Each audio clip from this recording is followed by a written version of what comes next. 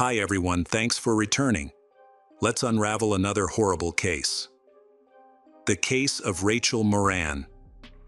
Rachel Moran was born in Ireland in 1982, when she was only 6 months old.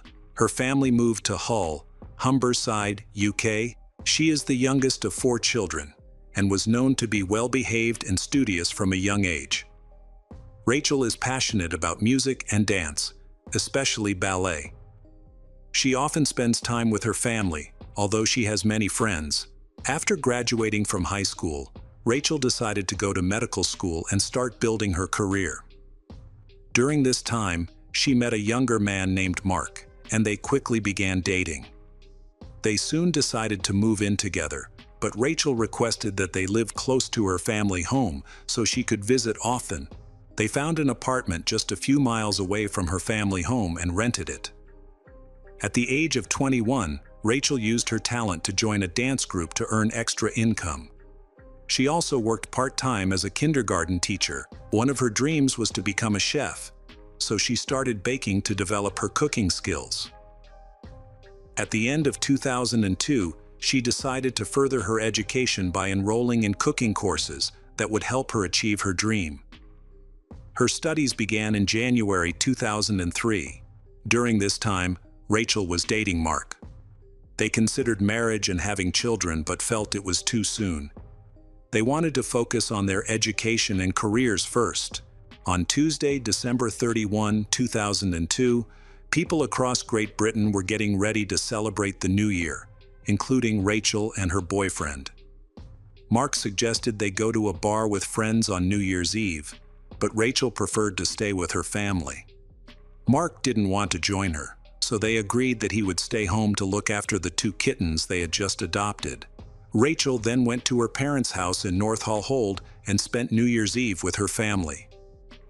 On New Year's Eve, Rachel called Mark to wish him a Happy New Year, but he didn't answer his home phone. She then tried calling his cell phone, but a close friend answered. There was loud music and partying in the background. The friend explained that he and Mark had gone to a party at home. Rachel was upset because this meant their kittens were home alone. Soon after, Mark's phone battery died. She wanted him to come back and look after the kittens, but since she couldn't reach him, she decided to go check on them herself. Her mother Wanda saw her leave and became worried, not wanting her to be alone at such a late hour, especially in bad weather and with people drinking on the street. Rachel convinced her mother to let her go out, promising to call Wanda in about 20 minutes when Rachel got back to the apartment. Her mother waited for the call, but when the 20 minutes had passed, she began to worry. First, she tried Rachel's cell phone, but it was turned off. Next, she called the home phone, but no one answered. Thinking that Rachel might have gone to find Mark, the Wanda managed to calm herself for a bit. However, as time went on, over 2 hours passed since Rachel had left home, and there was still no news. This was unusual for Rachel. The Wanda was increasingly anxious and jumped in surprise when the home phone rang. Unfortunately, it was her other daughter calling to wish her a Happy New Year. The Wanda shared her concerns, and they all tried calling Rachel again, but her mobile phone remained silent. When they called the home phone again, they noticed the line was busy. This was a small relief, as it indicated that someone was using the phone, suggesting Rachel had returned home safely. 5 minutes later, Rachel's mother called her back. Mark answered the phone and explained that he had been out all night. He had just returned to the apartment and was getting ready for bed after calling a friend. He had no idea that Rachel had returned to their home. Rachel was not at the apartment, and Mark did not notice anything unusual in the apartment, except that the kittens were very hungry, which indicated that Rachel had not returned to feed them. This made Wanda extremely worried, and she feared that something terrible had happened to her daughter. Rachel's family quickly went to the apartment and confirmed Mark's story. Worried, they immediately went to the local police station to report Rachel missing. Police asked her family if this had ever happened before, but the Wanda was adamant that Rachel had never run away from home before, and that she did not have any mental health issues. She had kept away from people who could cause her trouble, so there was no reason for her to run away. After speaking with family members, the police recognized the seriousness of the case. Over 10 police officers joined the search operation, thoroughly examining every location along the route the Rachel was expected to take that night, yet they still had no leads on what had happened. Police spoke with the last people who saw Rachel, including her mother and brother. The Wanda recalled a man who had passed by them as she stood at the door trying to convince Rachel not to go out so late. The man was walking in the same direction as Rachel, which led police to search for clues about a man while continuing to search for Rachel. The police interviewed Mark. They believed that on the night of Rachel's disappearance, there may have been a disagreement between them because Mark left the kitten home alone and went to a party without her. However, Mark denied this, saying that he did not see Rachel that night and that they did not have an argument. Although he believed that Rachel may have been upset, he insisted that he was not home on New Year's Eve and had been with friends the entire time. Mark was extremely worried about Rachel's disappearance and felt guilty for leaving the house, fearing that it would put her in danger. Mark still actively helped to search for her. His actions did not arouse any suspicion, and after verifying his alibi, all suspicions against him were cleared. After the police checked with people Rachel might have known, they did not find any suspicious people who could have staged the kidnapping or attack. Her friends were known to be trustworthy. Therefore, the police concluded that she had been kidnapped or attacked by someone she did not know well. After several days, the police did not see any activity on Rachel's bank cards and noticed that she had not used her mobile phone. A search of Rachel and Mark's apartment also yielded no clues. At the beginning of the investigation, police reviewed footage from city surveillance cameras to determine what happened on New Year's Eve. During the search, they analyzed the recordings and were able to track Rachel as she walked toward her apartment. This helped them pinpoint a specific area that was the route she may have been attacked. With this information, the search efforts focused on a smaller area.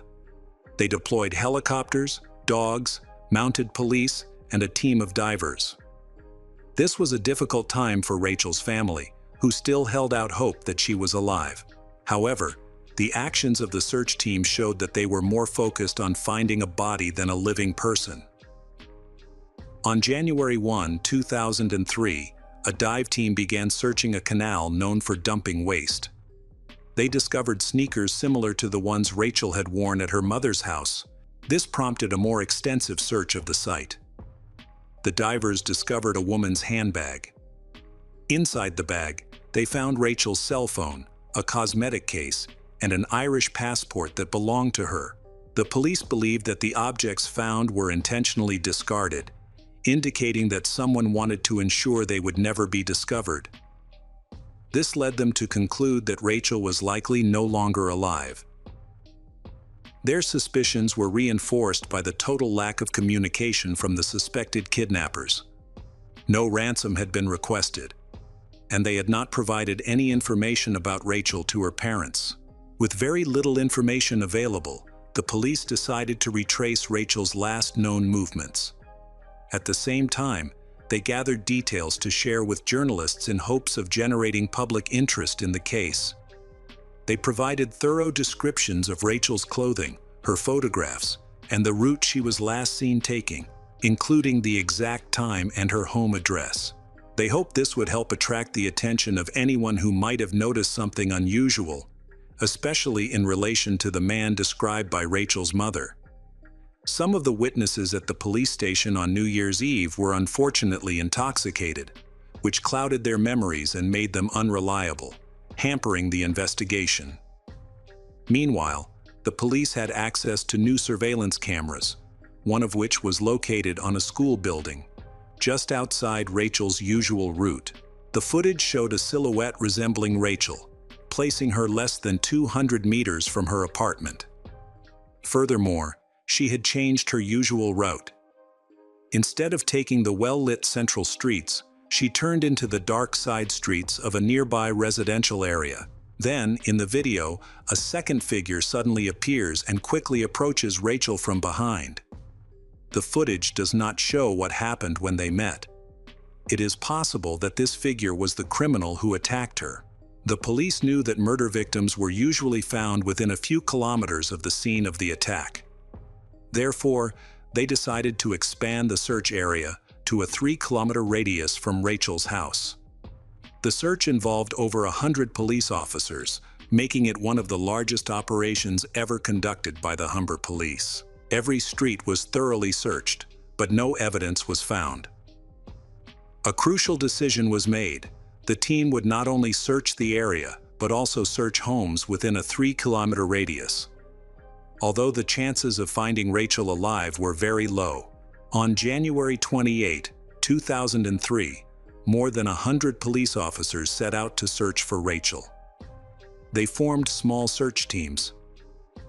A few hours later, a member of a search team contacted the station to report that they had found a man's house just a short distance from Rachel's apartment. When the police checked the house, there was a man who claimed that he lived there with a friend.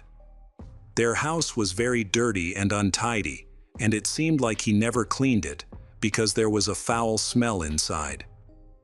Initially, there was no sign of Rachel, but the police noticed a large wardrobe. When they asked the tenant for the key, he said that he had lost it. He then changed his story, saying that he had given the key to an old friend who used to live with him. After a while, his story changed again, and he said that he had given the key to his mother. The police found this strange. Why didn't the owner of the wardrobe have the key? It seemed like a lie and aroused suspicion. Finally, the police asked him to find the key. When the closet door was opened, a large amount of rubbish was removed, including carpets, boxes, bags, and other debris. After 4 weeks of searching, the mystery of Rachel Marin's disappearance was solved when her decomposing body was found in the closet, wrapped in bin bags. The apartment where her body was discovered was only 100 meters from her home. 2 young men who lived there were quickly arrested on suspicion of murder. One of them, 20-year-old Michael Little, was living as a homeless person, while his friend immediately denied any involvement, claiming that he had not used the apartment for a long time. He insisted that he had no idea there was a body there. His claim was backed up by the fact that he had moved to another location a long time ago and had never been to the apartment. Then attention turned to Michael Little. During the investigation, police discovered a suspicious notebook containing some disturbing notes, but his notes lacked specific details about any actual wrongdoing. Michael, the murder suspect, claimed that he saw Rachel walking alone at night and invited her to his house for a drink. Rachel was his neighbor, and they were friends. According to Michael, Rachel accepted his invitation. After they entered the house, Rachel and Michael drank and talked for a while, and then an argument broke out. Michael admitted that he tried to calm things down by leaving the room and leaving Rachel in the kitchen. However, when he returned, he saw her holding a knife, and she stabbed him with it. To prove this, he showed a long-healed scar on his hand. Frightened, Michael attacked Rachel, took the knife from her, and in a fit of rage killed her. He claimed that it was self-defense, but this argument seems unconvincing since his wound was much older. Police interviewed people close to Michael. Several witnesses revealed that he attended a party with friends that night, where he talked about confessing his love to a blonde girl he had feelings for. Most did not know who she was, but believed she likely rejected him. Michael left the party around midnight and said he went home. The police then traced Michael's route, which matched the area where Rachel had been walking. They also gathered a description of the clothes he was wearing that night, which matched the appearance of a stranger seen on surveillance footage running toward Rachel before she was murdered. Rachel's family believes that she could not have acted as Michael described. First, Rachel would never have gone to a stranger's house to drink. Second, she was desperate to get home to her kittens and would not have wasted time visiting someone she did not know. Rachel also did not drink, and most importantly, she would never have used a knife in a domestic dispute. Her family believes that Michael was lying. The police needed to establish that Michael's communication with Rachel was not voluntary. They had to prove he had either lured her or forced her to his apartment. To gather evidence, the police continued reviewing footage from the city's CCTV cameras. They had previously found a clip showing Michael walking in front of Rachel, but other videos revealed him approaching her from behind. This suggested that he had spotted her and may have hidden to ambush her, which supported the suspicion of kidnapping. Meanwhile, the autopsy results were in. The forensic expert determined that Rachel had suffered a brutal attack, with 27 stab wounds, primarily on the back of her head and neck. A large kitchen knife was used in the assault. She was likely attacked from behind, as there were no signs of defensive wounds on her arms or body. In Michael's apartment, police found the Rachel's blood, and dirt on her legs suggested she had been dragged through the grass. This pointed to the conclusion that the attack occurred on the street. He likely attacked Rachel and took her to his apartment. The autopsy revealed evidence of abuse. Despite the clear evidence of abuse, the prosecutor's office chose not to charge Michael with that crime. Instead, they charged him with premeditated murder. Michael often spent time by the window and had few friends. He watched Rachel every day as she passed by his house on her way to her parents' house. All of Michael's friends knew about his unusual fantasies and unhealthy obsession with Rachel, whom he constantly watched. According to Michael's friends, he would spend hours looking at her from the window and often mentioned her in conversation. Michael claimed to have a girlfriend, but everyone knew this was a lie. His imaginary girlfriend resembled Rachel in many ways. While he was in prison, his story changed again. He said that Rachel approached him on the street, asking him to walk with her to his house because she was afraid of getting into trouble. When they got to his apartment, they argued. She allegedly tried to attack him, prompting Michael to hit her on the back of the head. He then lost control and, fearing for his life, stabbed her to death. The story contradicted the evidence police had gathered. There was no reason to believe that Rachel, who barely knew him, would approach him or act aggressively. Police learned about Michael Little's personality. He was a troubled teenager who faced bullying at school. Overweight and socially isolated, he endured ridicule that had a profound effect on him. With virtually no friends, he interacted mainly with his younger sister, which also made him a target for ridicule. His father had abandoned the family, and Michael revealed that he had been abused by his stepfather throughout his childhood. The only people he had a good relationship with were his mother and sister. Michael grew up in several public housing apartments. Neighbors saw Michael spend most of his time at home using illegal drugs and frequently watching adult films.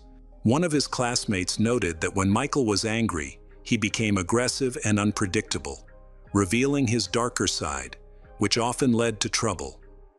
On January 31, 2003, Michael Little was charged with first-degree murder. He claimed that he acted in self-defense. He accused Mark Fuller, who had previously lived in the same house with him, of murder, although Fuller had previously been cleared of all suspicion. Michael claimed that Fuller's alleged motive was jealousy. He was angry that Rachel had taken a liking to Michael. Michael explained that his earlier confession to the murder was the result of threats from Fuller, who had threatened to kill him and his family if he did not confess. In court, Michael also claimed that he had been forced to clean up the blood and hide the body. This information needed to be verified. Fuller then underwent another round of questioning, during which he continued to maintain his innocence in Rachel's death. The police reviewed the evidence and confirmed that Fuller had an alibi. As a result, they were once again unable to charge him. Michael was trying to shift the blame to someone else. His lies ultimately strengthened the prosecution's case. The injuries on Rachel did not match the description he had given. in which he had always claimed that he was the victim of Rachel's attack. After both the prosecution and defense presented their cases, the jury deliberated for 9 hours. The jury then found Michael Little guilty of first-degree murder. A jury later found Michael Little guilty of first-degree murder. Michael was sentenced to life in prison with the possibility of parole after 25 years. After Rachel's death, Ray Moran. Her father fell into a deep depression, while her mother began to suffer from health problems. Rachel's relatives believed that Michael had no remorse for his actions, as he tried to blame others for his crimes.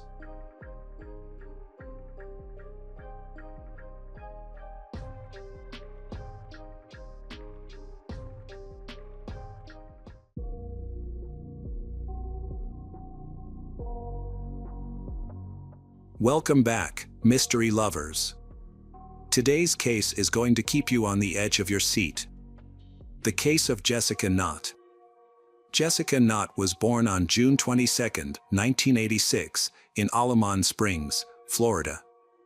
She grew up in a happy family with an older brother, a younger sister, and loving parents. Her father traveled frequently for work in several states, so he was not always home.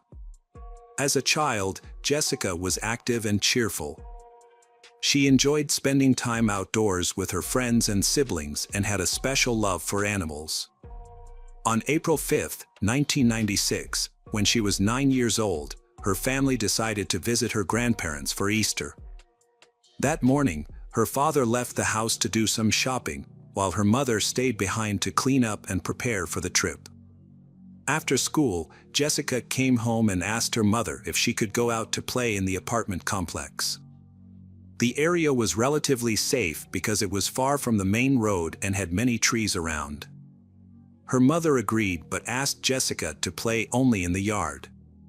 A few hours later, around 6 p.m., Jessica's father returned home and asked his wife where Jessica was. She was surprised because her daughter was supposed to be in the yard waiting for her father, but he insisted that she was not there. The parents went outside and searched the yard but did not find Jessica. Feeling worried, they decided to ask the neighbors in the hope that someone had seen their daughter. One neighbor said that he had seen Jessica in the front yard, sitting on the couch reading a book. But that did not help in finding Jessica. When darkness fell and their daughter was still missing, they decided to call the police. The police arrived a few minutes later and began searching and interviewing the neighbors. Despite their efforts, they could not find Jessica, so they expanded the search area to nearby streets. A few hours later, the police station received an unexpected call. The caller's voice was drowned out by loud noise, but the operator could still hear it. The caller revealed that the police would find the missing girl near a water pump station a few miles from her home. The police rushed to the pump station to check on the caller's instructions and witnessed a heartbreaking scene. Before them was the body of a girl lying near the station, hidden in a black trash bag. Just a few meters from the road, the pump station was under a bridge and could not be seen. The police quickly identified the victim as Jessica Knott and turned her body over to the medical examiner. Meanwhile, investigators focused on finding the person who made the 911 call and reported the news, as they believed the call came from the killer. But there was a challenge. The call was made from a public phone at a gas station less than a mile from the crime scene, and by the time the police arrived, the perpetrator was gone.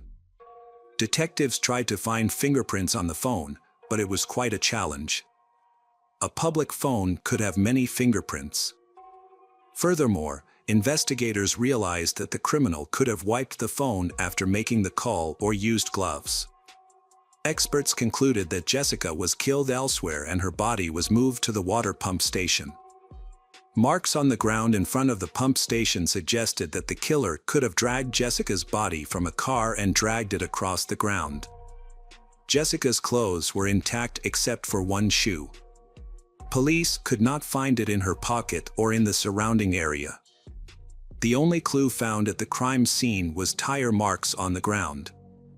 Police could not be sure that they belonged to the killer's car, but they took pictures of them.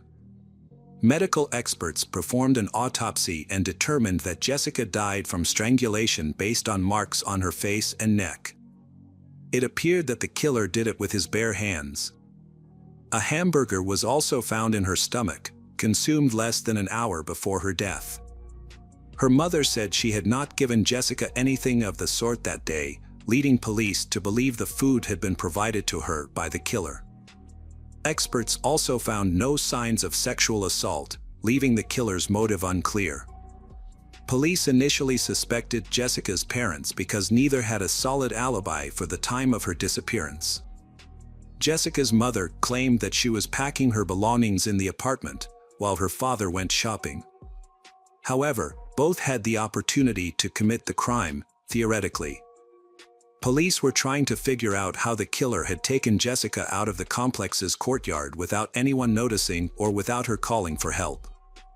This led them to suspect that the killer may have known the victim and that she had left voluntarily.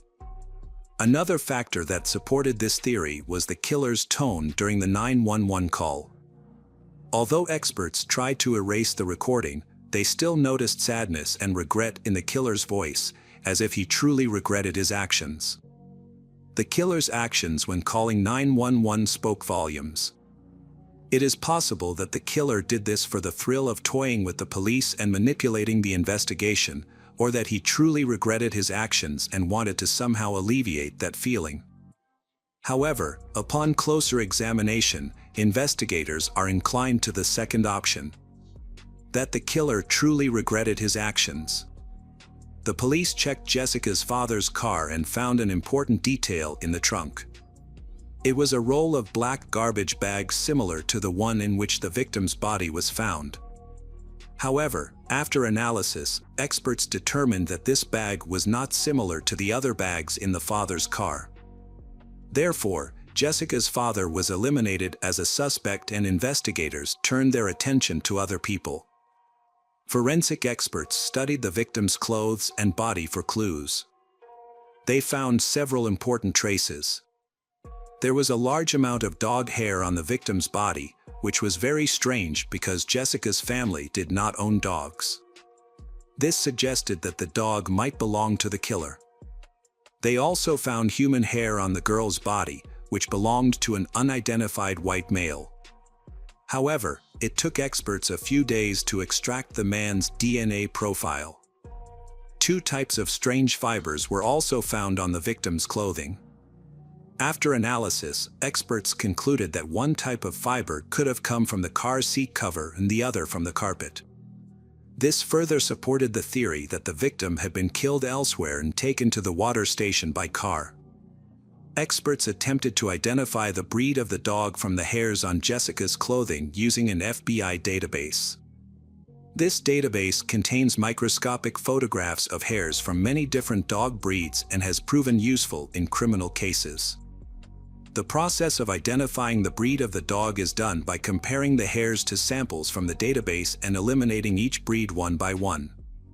They eventually concluded that the hair on the victim's clothes came from a Shar-Pei.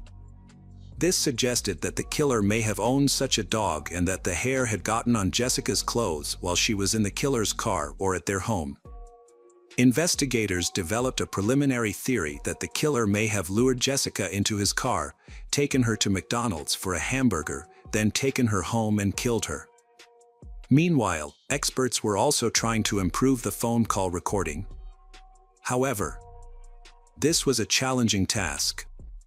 To solve this problem, detectives sought help from NASA. NASA has advanced tools for improving recordings, originally designed to improve recordings from space. They agreed to help and provided the police with a higher quality recording. Experts needed a voice sample from the suspect to compare with the call recording and determine a match.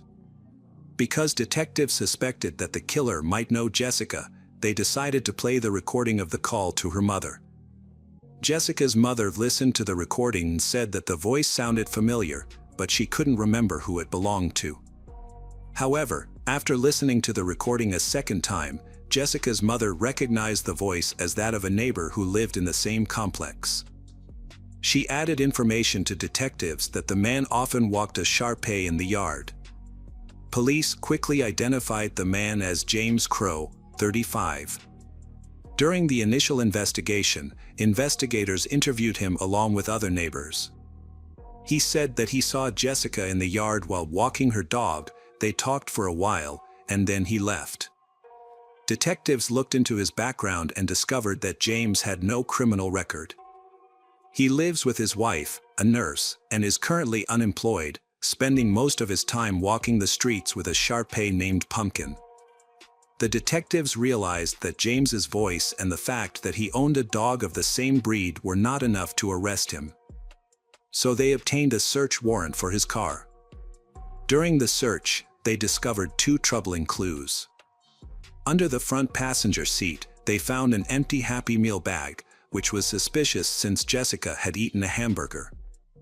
Experts also noticed that his car had brand new tires, as if they had barely been used. The police discovered that James had replaced the tires on the day of Jessica's murder, even though his previous tires were not very old and could have lasted for several more years. James claimed to have left the old tires at a car repair shop, which was unusual since they were not old at all. The police went to the service center to investigate. When they arrived, only one of James's tires was left. They compared its tread pattern to those found near the body. However, the results showed that they did not match. Detectives were not 100% certain that the tire tracks on the ground were left by the killer's car, as it was possible that the tire tracks were from a maintenance vehicle that regularly visited the area. Police searched James's apartment and found a box containing rolls of trash bags that matched the bags found on the victim's body. Although not direct evidence, detectives decided to investigate whether there was any way to determine if the bags collected at the scene and at James's home came from the same manufacturer. However, identifying these bags was difficult because they had no distinct markings, and there were hundreds of similar manufacturers. To address this challenge, detectives contacted Roberts, who was in charge of quality control at a bag manufacturing company. Roberts was able to identify the factory that produced the bags found in James's apartment through the code on the cardboard box containing the rolls. This product was manufactured at a facility in Virginia. Experts discovered that small amounts of iron or titanium were present in the bag's composition depending on their color. Since the materials are constantly changing during the manufacturing process, the ratio of plastic to iron or titanium actually changes daily. Detectives decided to take bags from James's apartment and the crime scene to measure the ratio of elements in the plastic using high-intensity X-rays. This gave them a very accurate ratio. Careful analysis showed that the ratio of iron to titanium in both plastic bags was the same, which suggested that they were manufactured on the same day and even in the same batch. The process of manufacturing garbage bags often leaves a small amount of microscopic debris on the machine, which is normal. However, when the plastic sheets are cut into bags, this debris forms small streaks that can be seen with the naked eye. Each roll of bags will have a unique pattern made up of these streaks. The pattern on each bag was created by particles of debris moving down the conveyor belt, which were then replaced by new particles. As a result, the same pattern would be retained over several hundred feet of fabric. This suggests that the two bags were not only produced in the same batch but also within a few hours of each other. When comparing the bags from the suspect's apartment in the crime scene, experts found that the lines on them matched remarkably well. Furthermore, after production, the bags were rolled into a bundle by a machine, but the machine often did this unevenly. Without close observation, these deviations were barely noticeable, making the rolls appear smooth. When examining the edges of the bags, there were small folds and wrinkles that formed a unique pattern similar to streaks. Experts compared and found that the pattern on the bags from James's apartment matched exactly the pattern on the bags at the crime scene. This meant that with a high probability, the bag from the crime scene had been taken from James' apartment. In addition, forensic analysts compared fibers found on Jessica's clothing with those from the carpet in James' apartment and the seat cover of his car. The results showed that both samples matched. Furthermore, an audio expert compared the recording of the 911 call with James' voice sample and concluded that they matched. Although the experts had collected a significant amount of evidence, the detectives still faced the major problem that all the evidence collected was circumstantial. However, the police were confident of James's involvement in Jessica's murder and decided to arrest him. Since James continued to deny his guilt, the case went to trial. The prosecution presented their report on how the crime occurred. James spent a lot of time outside with his dog, and all the local kids knew him well.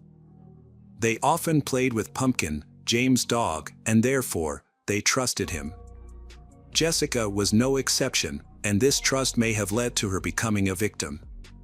The police provided an explanation of what happened on the day Jessica went missing. At that time, James was walking his dog and saw her sitting alone on a bench. He approached her, started chatting, and then invited her to McDonald's to buy her a hamburger. Jessica knew James quite well, so she agreed. According to the police, on that day, James noticed Jessica sitting alone on a bench while he was walking his dog and started chatting with her.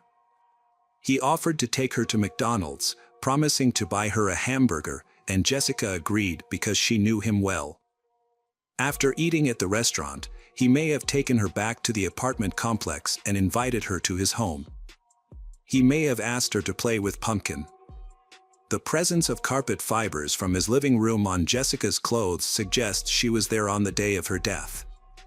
According to the investigation, James may have intended to attack Jessica, but something went wrong. Based on the autopsy results, the perpetrator not only strangled her with his bare hands but also pressed his palms against her face. This may be evidence that she tried to scream, causing the perpetrator to panic and attack. After Jessica's death, James placed her body in a garbage bag and put it in his car to transport it to a disposal site without arousing suspicion. James drove a few miles to a nearby water station, where he left Jessica's body. He then returned to his house, perhaps after stopping at a gas station to make a phone call. During the preliminary hearing, James' attorneys attempted to dismiss all available evidence, arguing that there was no solid evidence to prove their client's guilt. However, in capital cases, the standard of proof is much higher. In James's case, he had a very good chance of avoiding the death penalty. Based on these facts, a plea deal was proposed to James. Under the deal, James would admit to second-degree murder and receive a 40-year prison sentence without the possibility of parole, thereby avoiding the death penalty. In the summer of 1998, 2 years after the murder, James agreed to the deal. Although he was not required to disclose details of the crime, James mentioned that part of his decision was to spare Jessica's family the long ordeal of a trial. The prosecution believed James had shown remorse, as demonstrated by his 911 call. However, the purpose of this call remains unclear. The only plausible explanation is that James genuinely wanted to reduce his guilt for such a serious crime. Jessica's parents were unhappy with the deal because they wanted their daughter's killer to receive the death penalty. They were also disappointed that James refused to confess to the crime. What was even more disappointing was that James did not serve his entire prison sentence due to poor health. He died in November 2011 at the age of 49, taking the secret of Jessica's murder with him.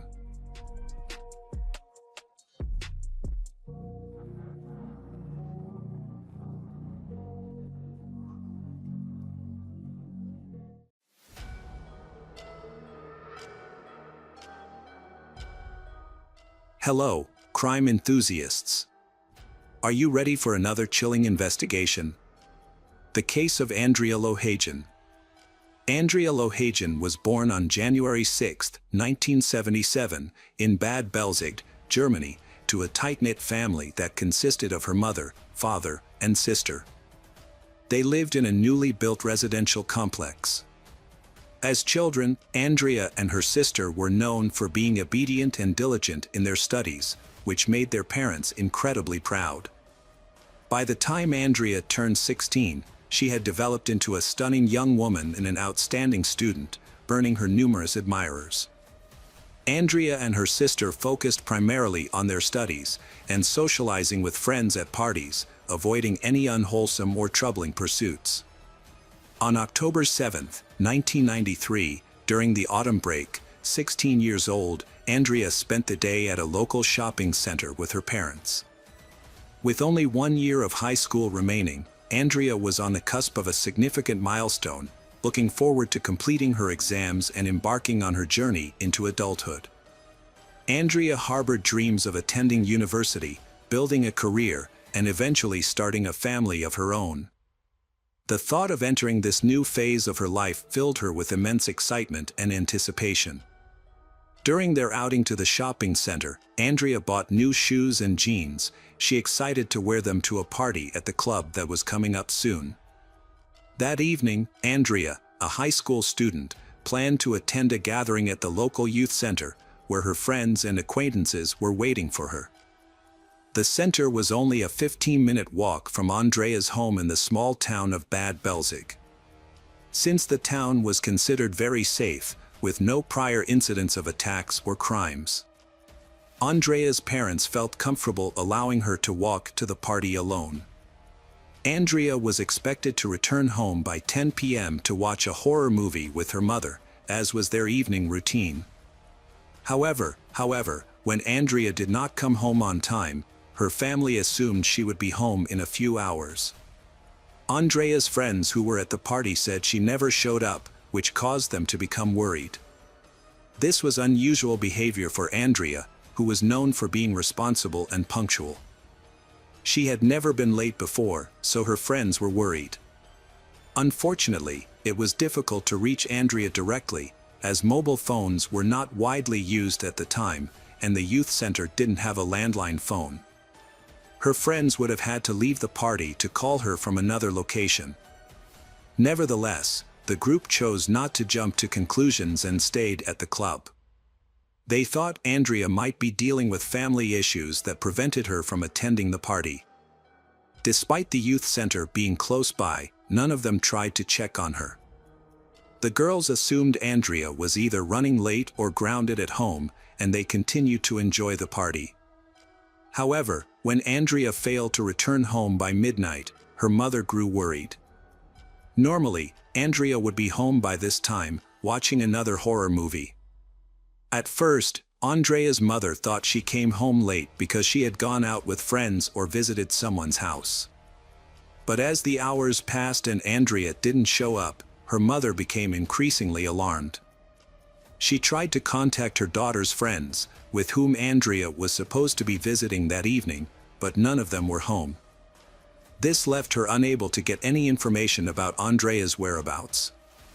Later, one of the girls finally answered, but she had no information about Andrea.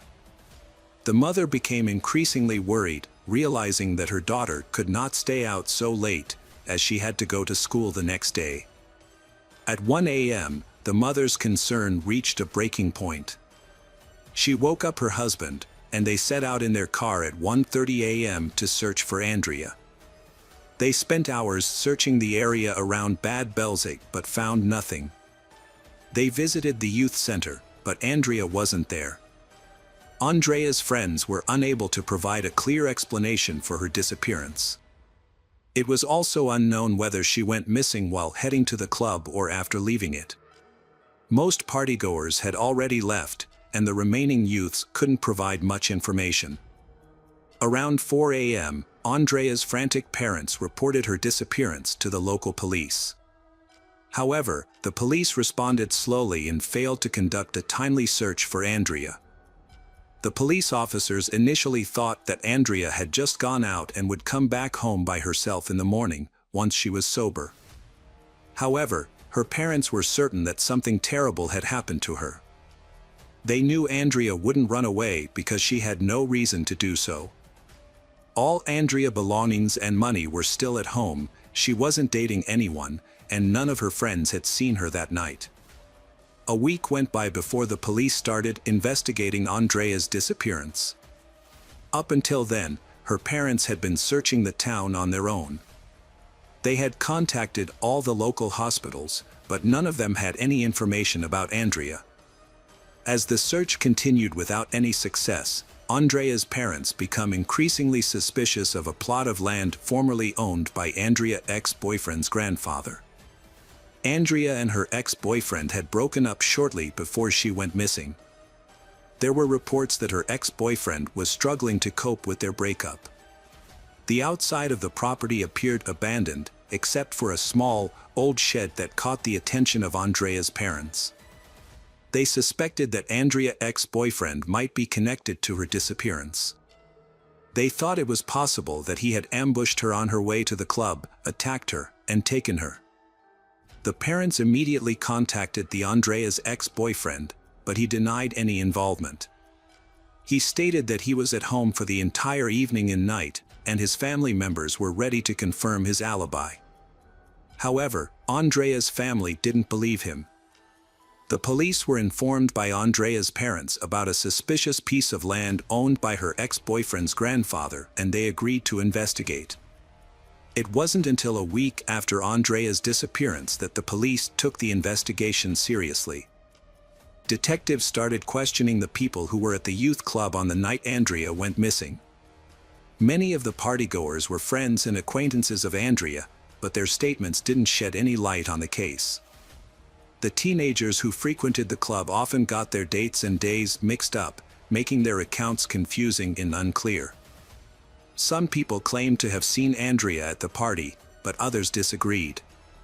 Initially, investigators thought Andrea might have arrived at the party, then gotten lost in the crowd or left with someone she knew, or possibly been attacked. This theory seemed believable, given that parties with teenagers often involve alcohol, which can lead to incidents when people are leaving.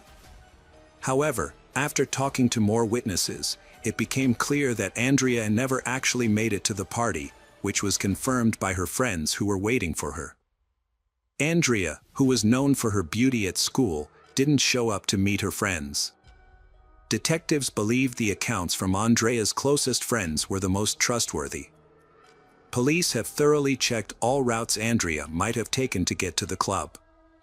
They launched a large-scale search operation, involving trained dogs and many volunteers.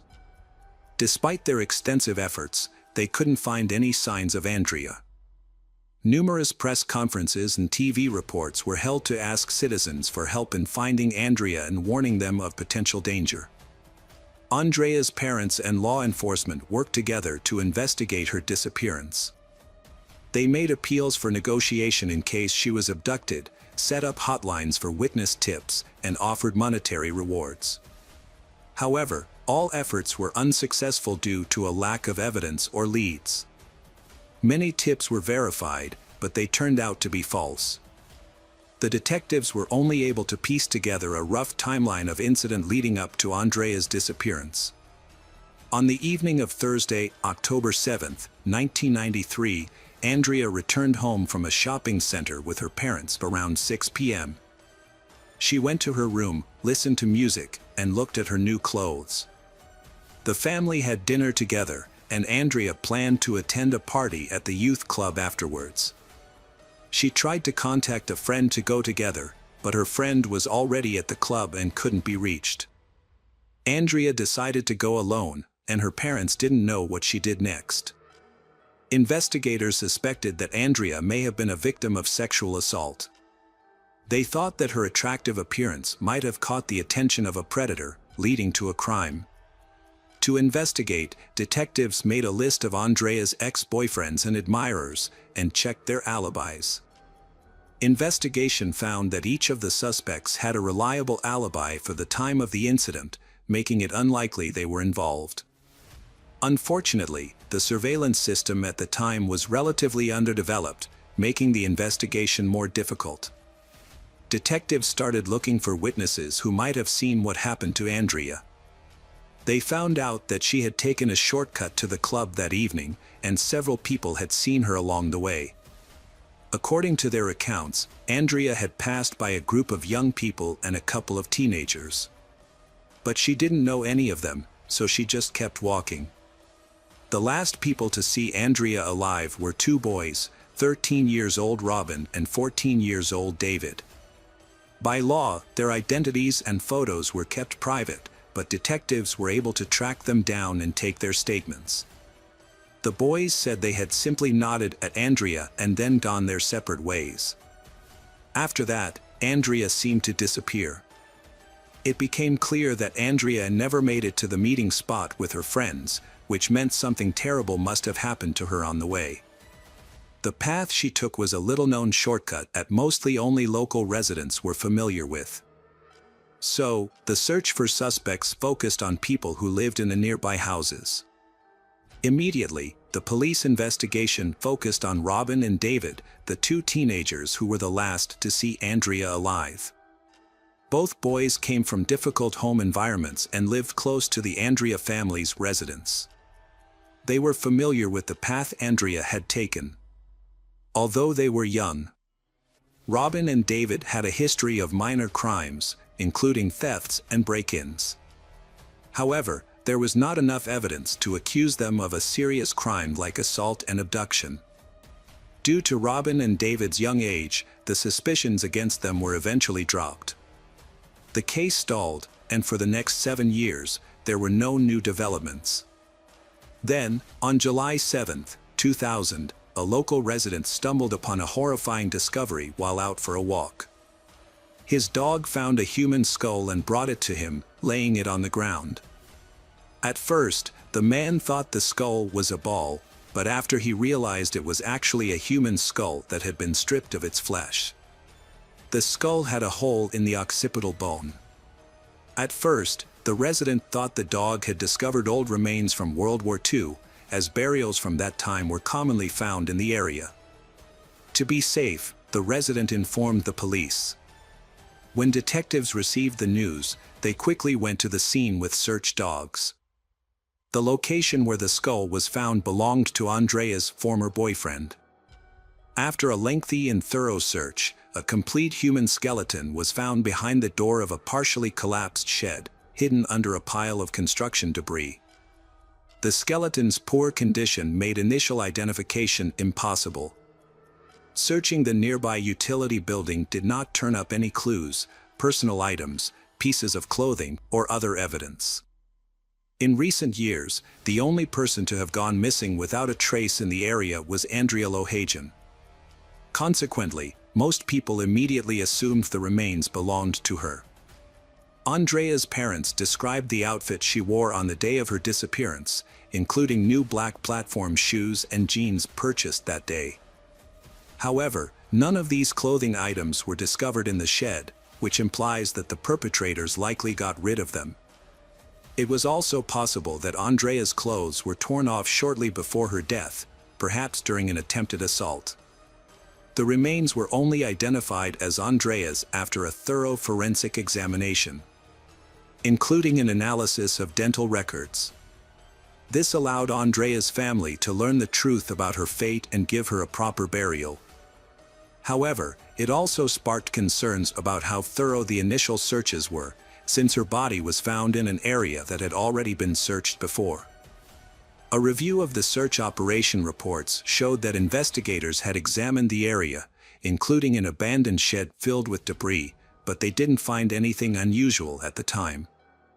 It is possible that the body was hidden there later, but there is no evidence to confirm this.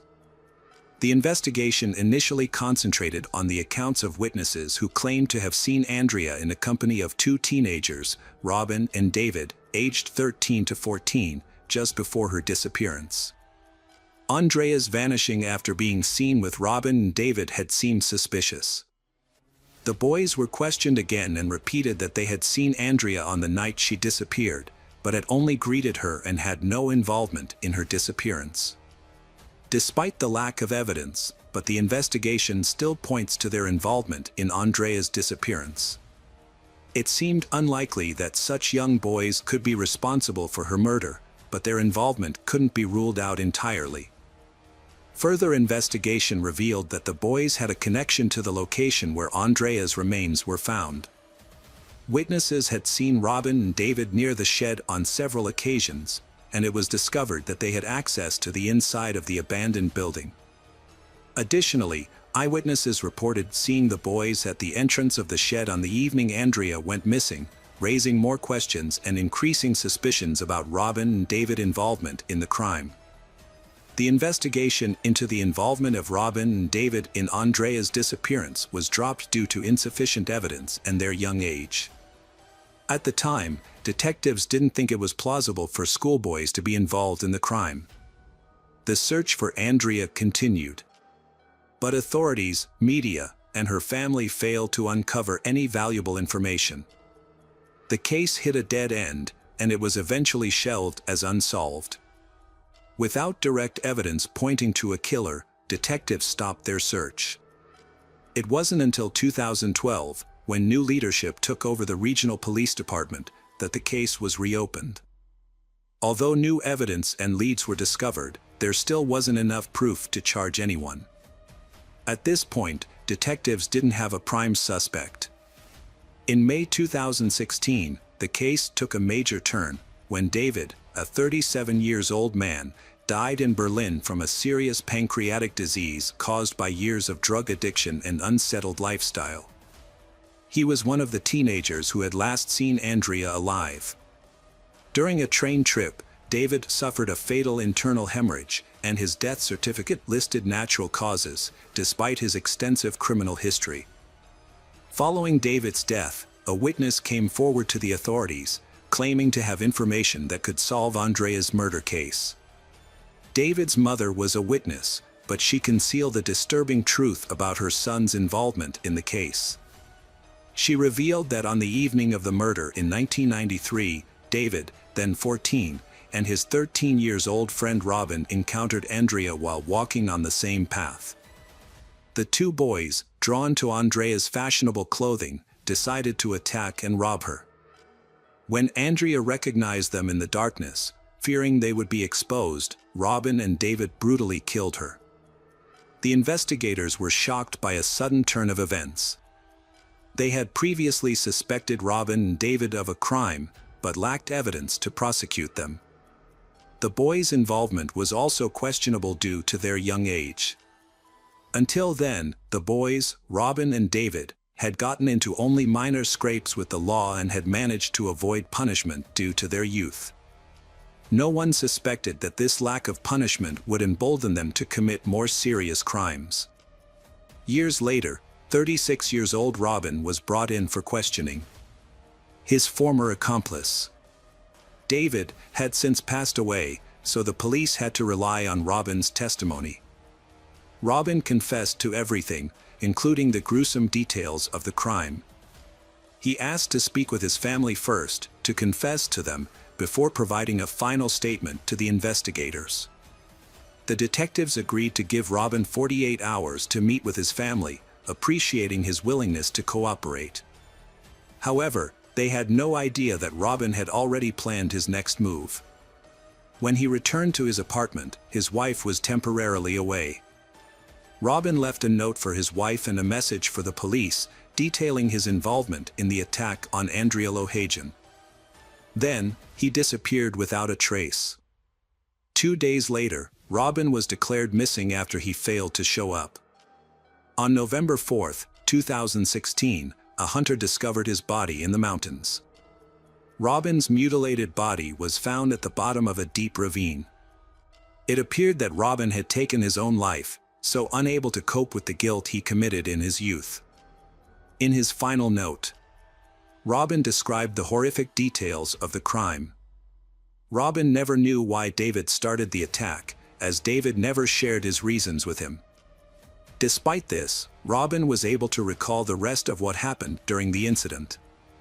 According to Robin, they had no prior connection to the victim, Andrea Lohajian. When Andrea was walking along a small road near a club, she met Robin and David. The attack was a sudden and spontaneous act of aggression. Andrea probably chose that route to get to the party quickly and save time. When Robin thought back to the encounter, he remembered exchanging friendly greetings with Andrea alongside his friend David.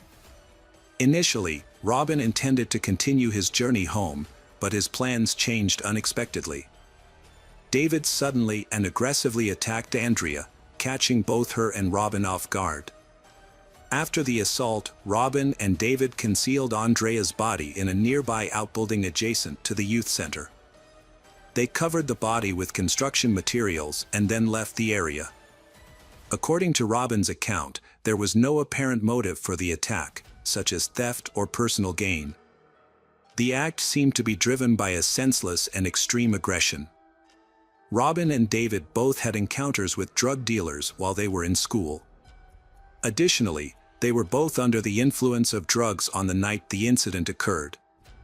Peter Lemon, the head of the youth center that Andrea was planning to visit, had fond memories of her. He described Andrea as a well-behaved guest who did not drink alcohol and mainly came to the center to play billiards and socialize with friends. Peter was deeply shocked by the violence against Andrea and provided full cooperation to the authorities investigating the incident. Peter had also been told about Robin and David. They often seen loitering near a shed a short distance from the club. There were numerous negative rumors going around about these boys, but Peter couldn't bring himself to believe that such young people were capable of committing such severe offenses. However, it turned out that these very juveniles had been roaming freely. For 20 years, Andrea's disappearance remained unsolved, despite a written confession from Robin and witness testimonies placing Robin and David near the scene of the crime. The investigation lacked direct evidence against the suspects, with no DNA or fingerprints found. Detectives carefully analyzed every word from Robin, including their social media posts and phone contents. The investigators were looking for clues that might suggest the suspects discussed or admitted to the crime. Shortly before his death, David's online accounts revealed ominous posts that seemed to hint at his involvement in Andrea's disappearance. But these leads were considered secondary evidence. It is presumed that David knew the investigation had reopened and was consumed by guilt. Although he did not intend to surrender to authorities, but his life had spiraled downward due to his struggle with drug addiction. David's mother believed her son's death was a sign from fate. She had been afraid to turn him in to the police, and David and his friend Robin were hesitant to share information about their past due to fear of revenge from people they used to associate with. This fear was legitimate considering David had a record of past violent behavior and convictions for drug crimes. Despite accumulating indirect evidence, one aspect of the case to horrify detectives: how could two ordinary 13 and 14-year-old boys commit such a heinous crime against Andrea? As a result, Andrea's relatives and the investigators began to suspect that a third person, an adult, might have been involved in the crime, guiding Robin and David. The investigation revealed that Andrea's death was caused by a severe head injury from a blunt object. The severity of the injury suggests it would have taken considerable physical strength to inflict it. The detectives questioned whether Robin and David could overpower an older girl and inflict such an injury. This led them to consider the possibility of an adult accomplice, which was supported by other evidence. A new suspect emerged, a man associated with Robin and David's social circle, who was significantly older. However, his name was not disclosed. Robin's testimonies and pre-death note did not mention a third accomplice, and David's mother denied the possibility. Despite this, some witness statements suggested an adult was involved. Specifically, several witnesses reported seeing a truck driver around the same age as the suspect near the shed around the time of Andrea's disappearance. Investigators were able to identify this individual and connect him to the case. In reality, Andrea and her killers, Robin and David, attended the same school. However, due to their age difference, they didn't have classes, participate in the same activities, or have common friends. They may have crossed paths in the hallways or cafeteria. Andrea may have had prior conflicts with Robin and David that intensified their dislike for her. Robin and David both came from difficult and unstable families, which led them to start using alcohol and drugs at a young age as a way to cope. On the night of the incident, they may have been under the influence of alcohol or drugs, which could have made them more aggressive. What's more remarkable is that Andrea's remains were found on a plot of land owned by a relative of one of the killers, her ex-boyfriend's grandfather. Some people believe that this resemblance cannot be a coincidence, and they suspect the involvement of her ex-boyfriend in the case. The public was shocked and outraged when it was discovered that these very teenagers were involved in the murder. The revelation led to widespread criticism, mainly because detectives had initially dismissed the case in the 1990s, citing the suspect's youth as the reason. If detectives had investigated these teenagers as suspects at the time of the crimes, it is likely that the victims' bodies would have been discovered much sooner. An earlier investigation could have helped authorities bring the killers to justice. The autopsy results showed that Andrea had a fractured skull, but the object used to inflict the injury could not be identified. The investigation relied only on a few small bones of Andrea. All that remained of the skeleton had decomposed. The investigation into the juvenile criminals relied heavily on testimonies from David's mother and notes from Robin, as no direct physical evidence was available. One of the key concerns for detectives after reopening the case was whether David and Robin had committed any new crimes during the 20-plus years they were free. While it was unlikely, the detectives could not rule out this possibility. They spoke to local residents. However, the detectives did find a history of minor crimes committed by David and Robin. Further investigation into these incidents uncovered disturbing secrets. As detectives looked into Robin's potential involvement in a recent serious crime, they discovered a disturbing incident. In January 2014, a French student named Louise went missing after meeting with friends at the university hospital. Louise had arranged to meet her friends over the phone just before leaving home, but she never arrived. When Louise's friends tried calling her, her phone went unanswered. Assuming Louise had urgent matters to attend to, her friends went home, but when Louise didn't show up for work the next day without explanation, her friends became concerned, as this was unusual for her. Louise was a responsible person, but one evening her phone was unreachable, and her whereabouts were unknown. Later, Louise's body was later discovered, and the primary suspect in her murder was identified as Robin, a juvenile who had previously been linked to the murder of Andrea and had subsequently taken his own life. What made the situation even more disturbing was that Louise personally knew Robin, but she had no idea about his dark past. As a result, she became his second victim. Despite the suspicions, proving Robin's involvement in Louise's murder was difficult due to a lack of direct evidence. The case remains unsolved, and many have criticized police for dropping the investigation into Robin and David, suspects in Andrea's 1993 murder, citing the suspect's young age at the time. The carelessness shown in handling the case allowed criminals to commit new crimes with a high likelihood. Robin's past crimes were neglected, and his case was left unsolved, ultimately leading to the death of Louise. Years earlier, Andrea's body was left to decompose, and her case was also neglected. The Andrea family feels that the young perpetrators didn't get the punishment they deserved for their crimes. Even though the killers are dead, but they were still able to live freely for a time and experience the simple joys of life. The motives behind Andrea's murder, like many other details of the case, remain unknown due to a lack of evidence. This case shows that the idea that young people are not capable of carrying out serious crimes is incorrect. Although the truth will eventually come to light, it may be too late to deliver justice. Andrea's youth, full of promise and dreams for the future, was tragically taken.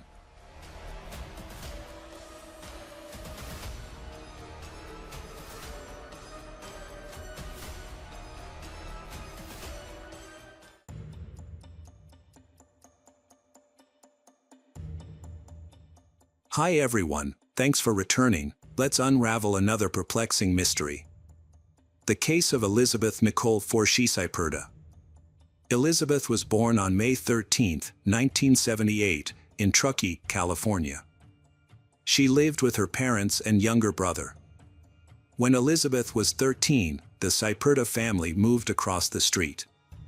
Michael and Sally Cyperda had 2 young children and were struggling to balance work and family. Michael wanted Sally to go back to work, so they decided to find a babysitter.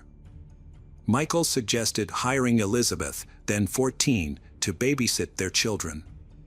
Sally agreed, and Elizabeth began babysitting for the neighbor's family. Elizabeth grew attached to Michael and Sally's children as she spent more time with them. The children also enjoyed being around her. When Elizabeth was 15, her father passed away, a traumatic event that deeply affected her. According to her mother, Donna Forshee, Elizabeth became more sensitive and vulnerable after this event. She began to admire and grow closer to Michael Cyperda, seeing him as an ideal father figure. Elizabeth believes that Michael loves his children unconditionally and supports their interests.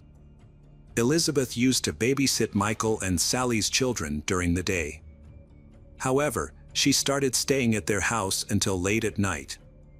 This continued for about 2 years.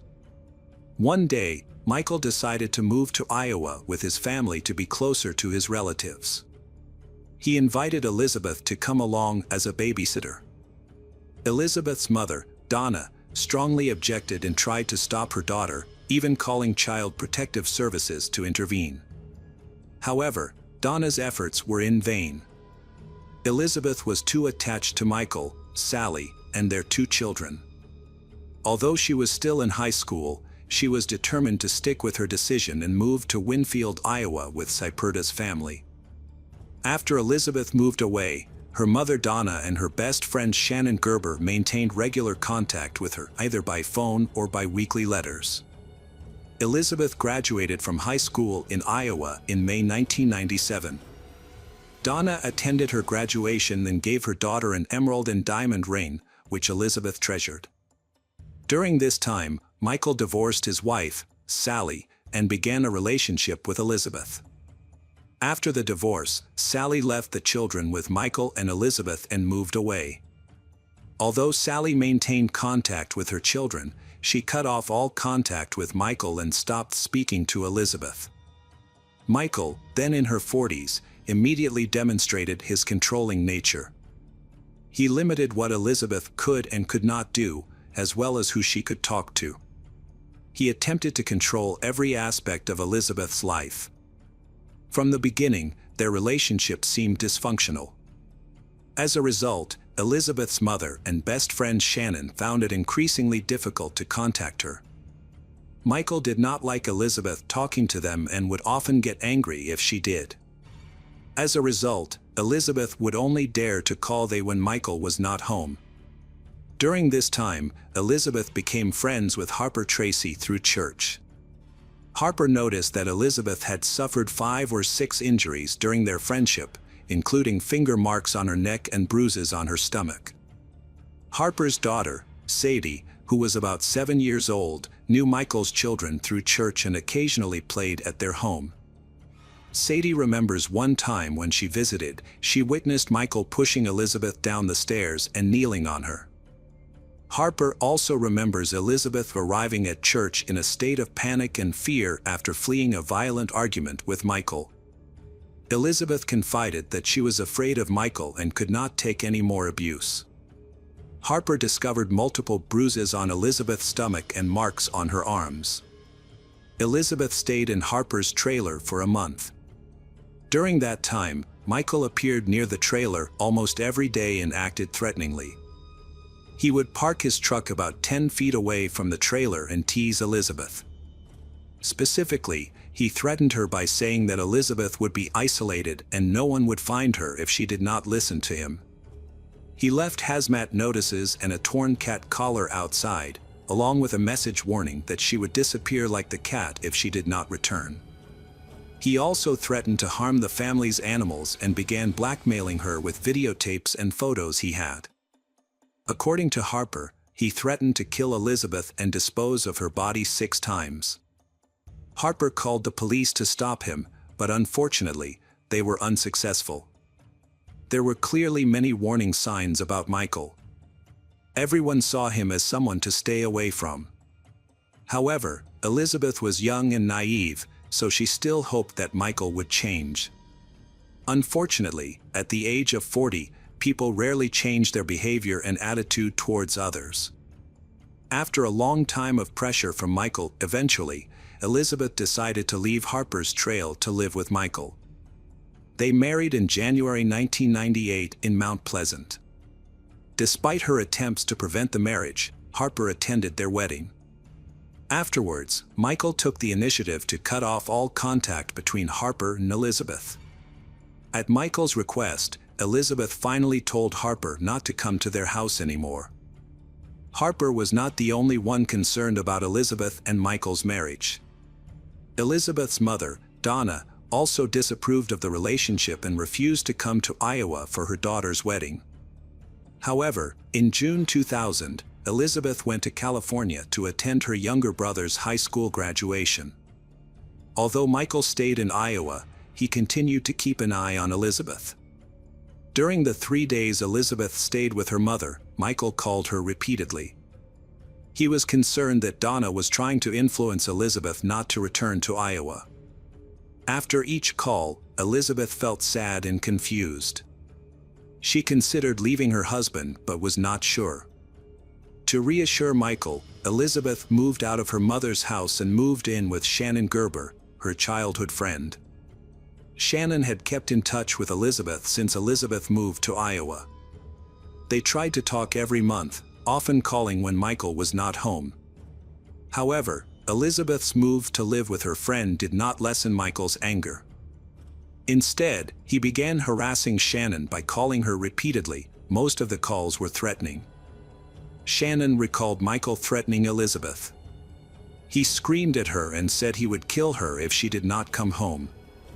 Michael also threatened to kill Elizabeth's mother, younger brother, Shannon, and her young son.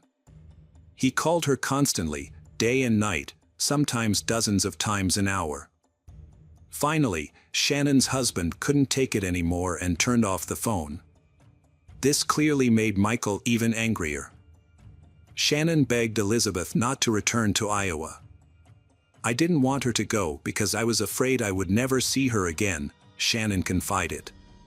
She deliberately took a detour to the airport, hoping Elizabeth would miss her flight.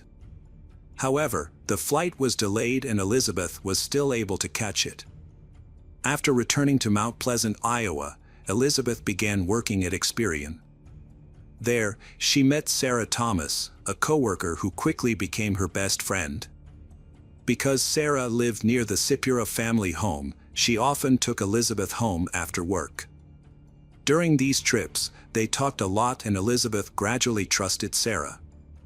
She shared with Sarah about her difficult relationship with her husband, Michael, and even showed Sarah the bruises on her body that Michael had caused. Elizabeth and Sarah became very close to each other, close enough to cause problems. One day, while Michael was away, his 2 children peered through the bedroom keyhole and saw Sarah and Elizabeth getting intimate. When Elizabeth discovered that the children had witnessed the scene, she hastily packed up and moved in with Sarah. When Sarah's girlfriend, Terry, went outside to walk the dog, Michael came over and asked her to call Sarah's work phone and ask Elizabeth to return home. He had a bottle of alcohol in his hand, and his children were following him and crying.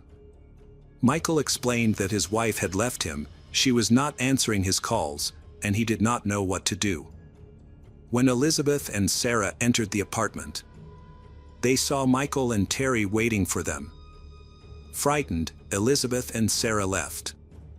Michael shouted at Terry to follow him. They got into the car and gave chase. The 2 couples met face to face in a nearby parking lot. Terry started fighting with Sarah because she felt betrayed. Elizabeth was sitting in the car at the time and was afraid to get out. Cursing, screaming, and threatening, Michael approached Elizabeth and dragged her out through the window of the car. During the struggle, Elizabeth suffered a lacerated rib, and her shirt got torn. Sarah and Elizabeth fled to a nearby gas station, where they reported the assault to the police. The state charged Michael with first-degree burglary and domestic abuse assault. The court approved the no-contact order protecting Elizabeth. Terry packed her things and left, so Elizabeth and Sarah started living together. Michael continued to harass Sarah despite a ban. He would sit across the street, shouting insults or verbally abusing her. Additionally, Sarah received numerous incoming phone calls, but whenever she picked up, the caller would remain silent. She filed a report with the police, who worked with her phone company to set up a trap on her line to track the origin of these calls.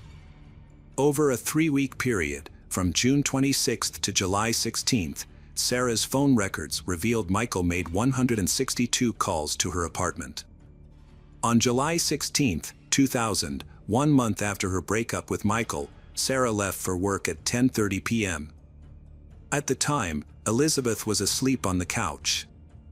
Their dog was safely locked in the bathroom to avoid disturbing Elizabeth when Sarah returned home at 4 a.m.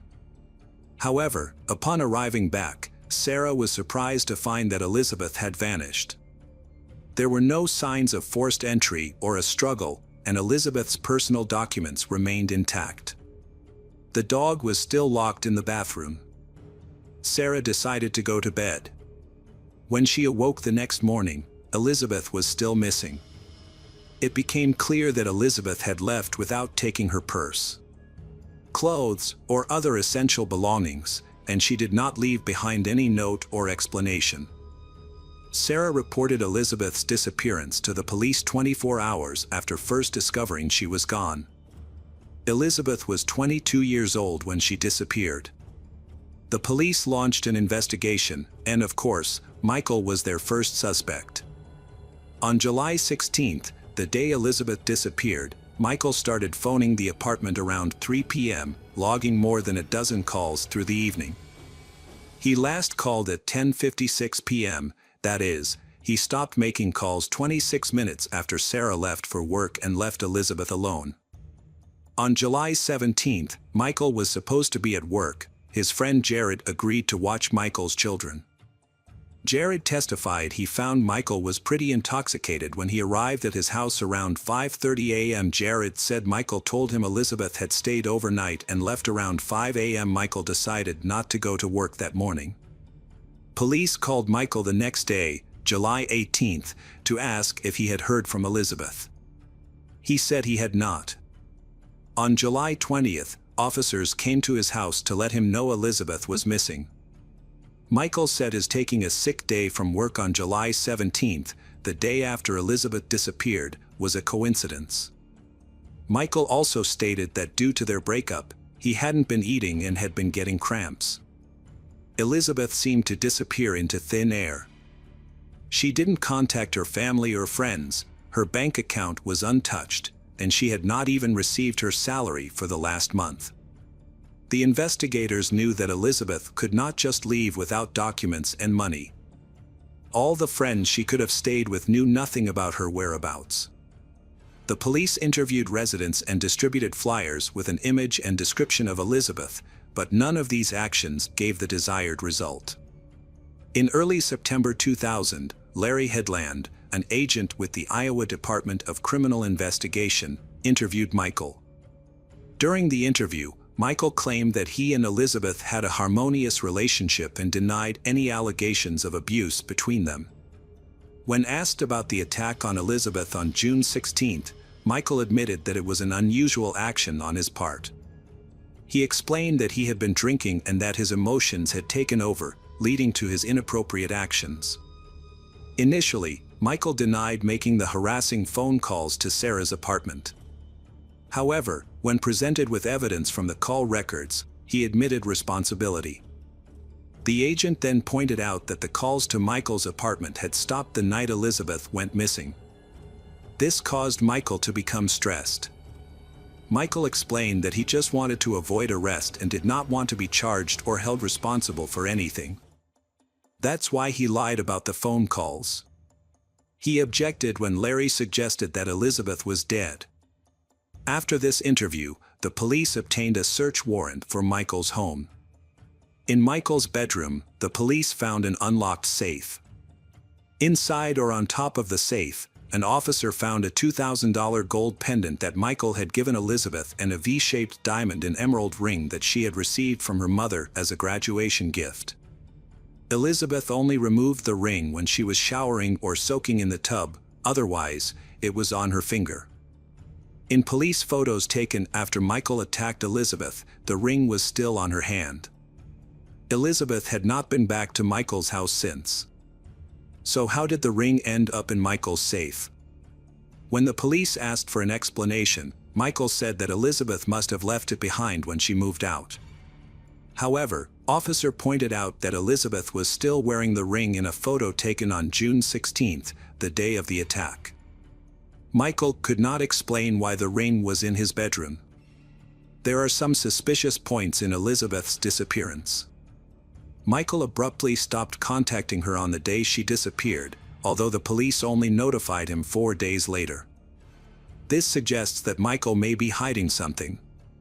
However, the police need concrete evidence to charge him. Time has passed so quickly that it is difficult to find clues. One possibility is that Elizabeth voluntarily went into hiding. But her family does not believe this.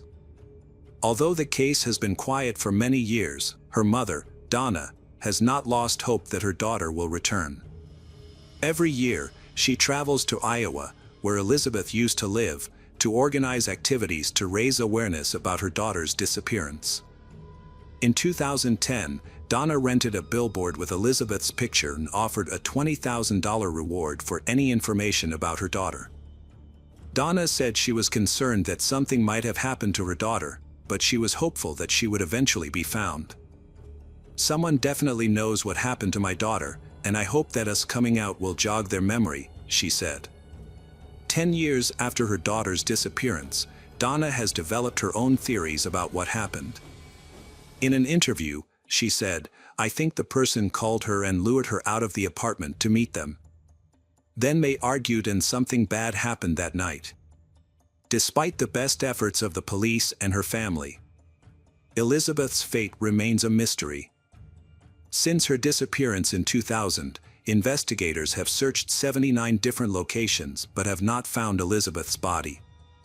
They entered her information into the National Crime Information Center's Missing Persons database.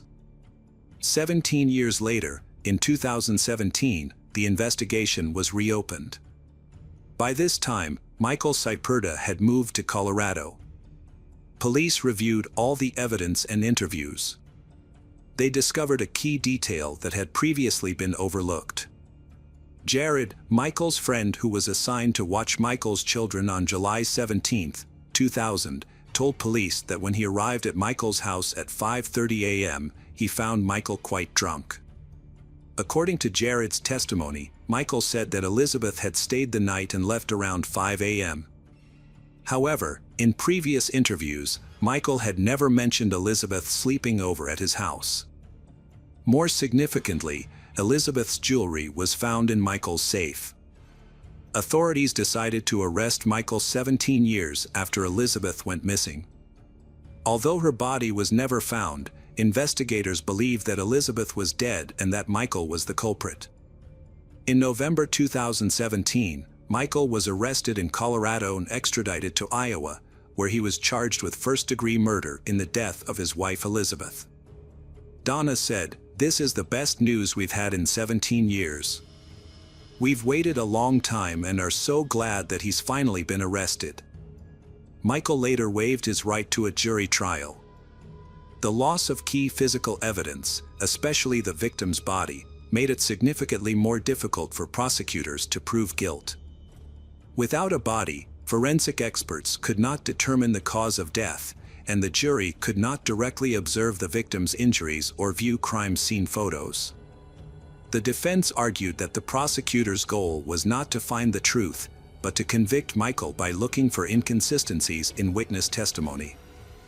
Although the trial took place 18 years after the incident, the defense acknowledged during closing arguments that a body was not required to establish a homicide. However, Michael still challenged the state's evidence of Elizabeth's death. The district court concluded that the state had proven her death beyond a reasonable doubt. The court held that any theory that Elizabeth was still alive and could reappear at any time was unrealistic. The state presented evidence that Michael was the last person to speak to Elizabeth at 10:56 p.m. on July 16, which he himself admitted. The district court noted Jared's testimony that Michael told Elizabeth to stay at his house that night. In addition, there were other suspicious circumstances.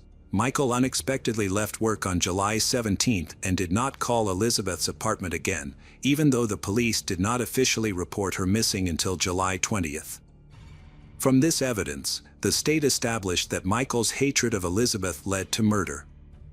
Because Michael was controlling and possessive of Elizabeth, it was highly likely that he intentionally caused her physical harm when she decided to leave him for someone else. The strained relationship between them was clear evidence of Michael's intentional intent to cause harm. The state presented evidence that Michael had repeatedly threatened to kill Elizabeth and dispose of her body so that no one would find it. From these repeated threats, the jury could conclude that Michael had intended to kill Elizabeth. The court reviewed the evidence and made a crucial decision.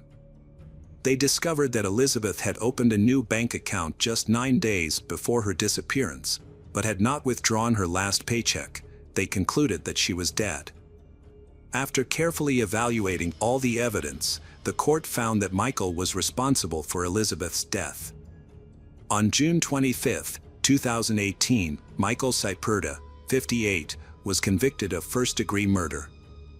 On August 23, 2018, the court sentenced him to life in prison without parole and ordered him to pay $150,000 in restitution for Elizabeth's death. However, the story does not end there. In September 2020, the Iowa Court of Appeals changed Michael Cyperta's conviction from first-degree murder to second-degree murder.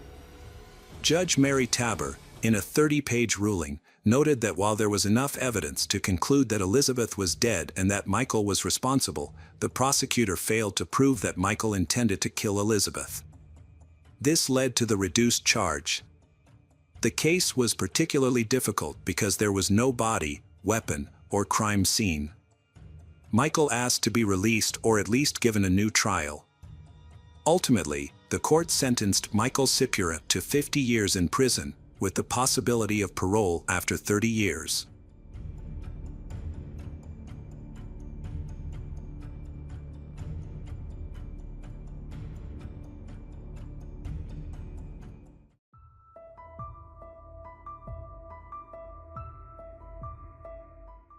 Hi everyone, thanks for returning. Let's unravel another perplexing mystery. The case of Dickinson family. From the outside, the Dickinson family appeared perfect. They had everything needed for happiness, a loving mother and a devoted father who was willing to do anything for his family's well-being. Although they lived together in a small unit, they harbored many dark secrets that would surprise an outsider. For years, the Dickinson family faced deep-rooted issues that ultimately resulted in brutal murders. This tragic event took place in September 2021. One significant factor that contributed to this horrific outcome was depression, which can be devastating. Today, we will share one of the most heartbreaking stories from the criminal world. Lauren Dickinson, who lived in South Africa. She had a difficult childhood that made it hard for her to connect with teachers and other children. As a result, she often felt isolated and was frequently excluded from holidays and birthday celebrations. This experience contributed to mental health issues that began during her teenage years. Lauren is very anxious and struggles to control her emotions, always seeing threats in everyday situations. Despite her difficulties, she has had a passion for medicine since she was a child. After finishing school, she went to university and eventually became a general practitioner. In the following years, while working, Lauren met Graham, an orthopedic doctor, and they began dating. Despite their different medical specializations, they quickly developed a close bond and fell in love. Graham was outgoing and sociable, which complemented Lauren's more reserved nature. Their relationship seemed harmonious as they balanced each other's weaknesses. With Graham's influence, Lauren became more cheerful and open. They got married in May 2006. At that time, they lived in Pretoria, South Africa, where they built a house on nearly a hectare of land. The house had 4 bedrooms, a gym, a swimming pool. As they started their married life, Lauren shifted her career focus to gynecology and neurological diseases. However, almost from the beginning of her attempts to get pregnant, she decided to put her career on hold to have children. In 2012, Lauren returned to work at the medical center, but she was no longer a practicing physician. Instead, she became a part-time manager and her husband's assistant. The couple faced challenges conceiving due to health issues. Despite these difficulties, they were eager to have children. In 2013, they sought help from fertility specialists. After successful treatment, they welcomed a baby girl named Sarah, but she was born prematurely at 18 weeks. Sadly, Sarah did not survive. The loss was a shock to Lauren, who grieved every day for the next 2 months. The couple continued to consult with fertility specialists but continued to face challenges conceiving. Lauren underwent 17 rounds of IVF, often with low success rates. They eventually decided to use donor eggs and their first daughter, Leanne, was born. The family was very anxious during the pregnancy. Lauren feared another negative outcome and the possibility of losing the baby again. After Leanne was born, Lauren suffered from mental health issues. In 2015, doctors diagnosed her with anxiety, postpartum depression, and major depressive disorder when Leanne was just 18 months old. In response to the situation, Graham took a leave of absence to care for their daughter, and other family members stepped in to help. Following the doctor's advice, Lauren managed her illness with medication. Despite the challenges, the couple remained hopeful about having a second child, and after a few years, Lauren became pregnant again. An ultrasound revealed that she was expecting twins, which excited the parents as their family was set to grow. However, during the examination, they learned that one of the girls had a cleft palate, which caused Lauren significant anxiety. Fortunately, it was later discovered that the condition was not as serious as initially thought, which brought relief to Lauren's family. In 2018, twins Maya and Carla were born earlier than expected when they were in their 5th month. A successful surgery to correct the birth defect was performed. The family handled the ordeal well. After the surgery, Lauren and Graham decided to hire a nanny to help care for the family.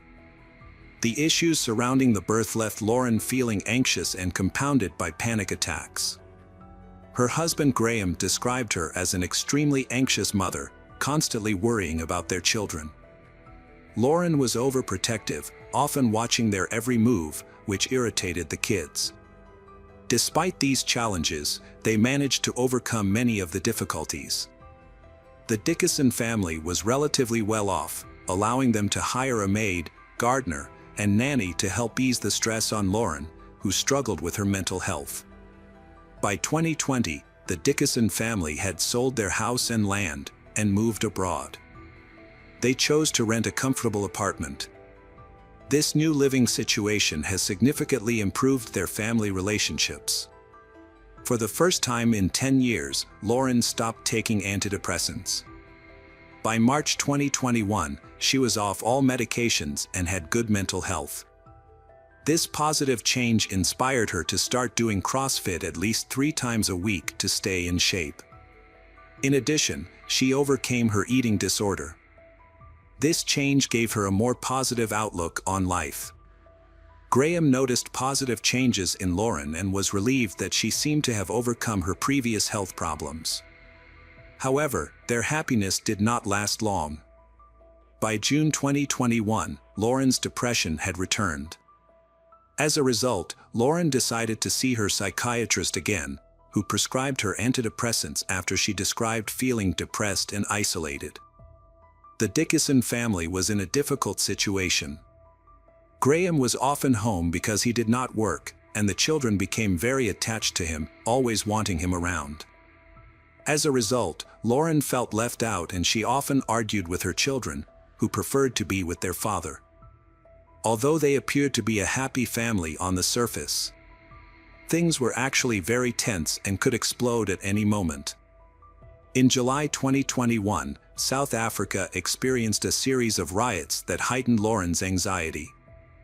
The violent protests triggered panic within her family, prompting them to quickly decide to move to New Zealand, which they saw as a quieter and safer place. This move was also strategic, as Graham's parents lived there. However, their hopes were met with numerous challenges. Immigrating under such circumstances carried the risk of being denied a residence permit due to chronic illness or health conditions. To hide her struggles from the authorities, Lauren stopped taking her antidepressants shortly before the move. Her psychiatrist had told her that she was stable and no longer needed medication. Nevertheless, the pressure of the immigration process caused Lauren significant stress, worsened by her insomnia. She was only getting 2 hours of sleep each night because of the increased workload. Before the move, she began taking another medication in August 2021. The Dickinson family left South Africa on August 2nd. Lauren later described the trip as one of the most difficult times of her life, filled with anxiety about their future in New Zealand. Upon arriving in New Zealand, they settled in Timaru, a quiet town of about 30,000. The family's struggles continued. Their living conditions in New Zealand were not much better than in South Africa, with frequent power outages. In addition, Graham had to return to work earlier than expected, adding to the Dickinson family's stress. Graham started working at a hospital in Timaru and started his shift.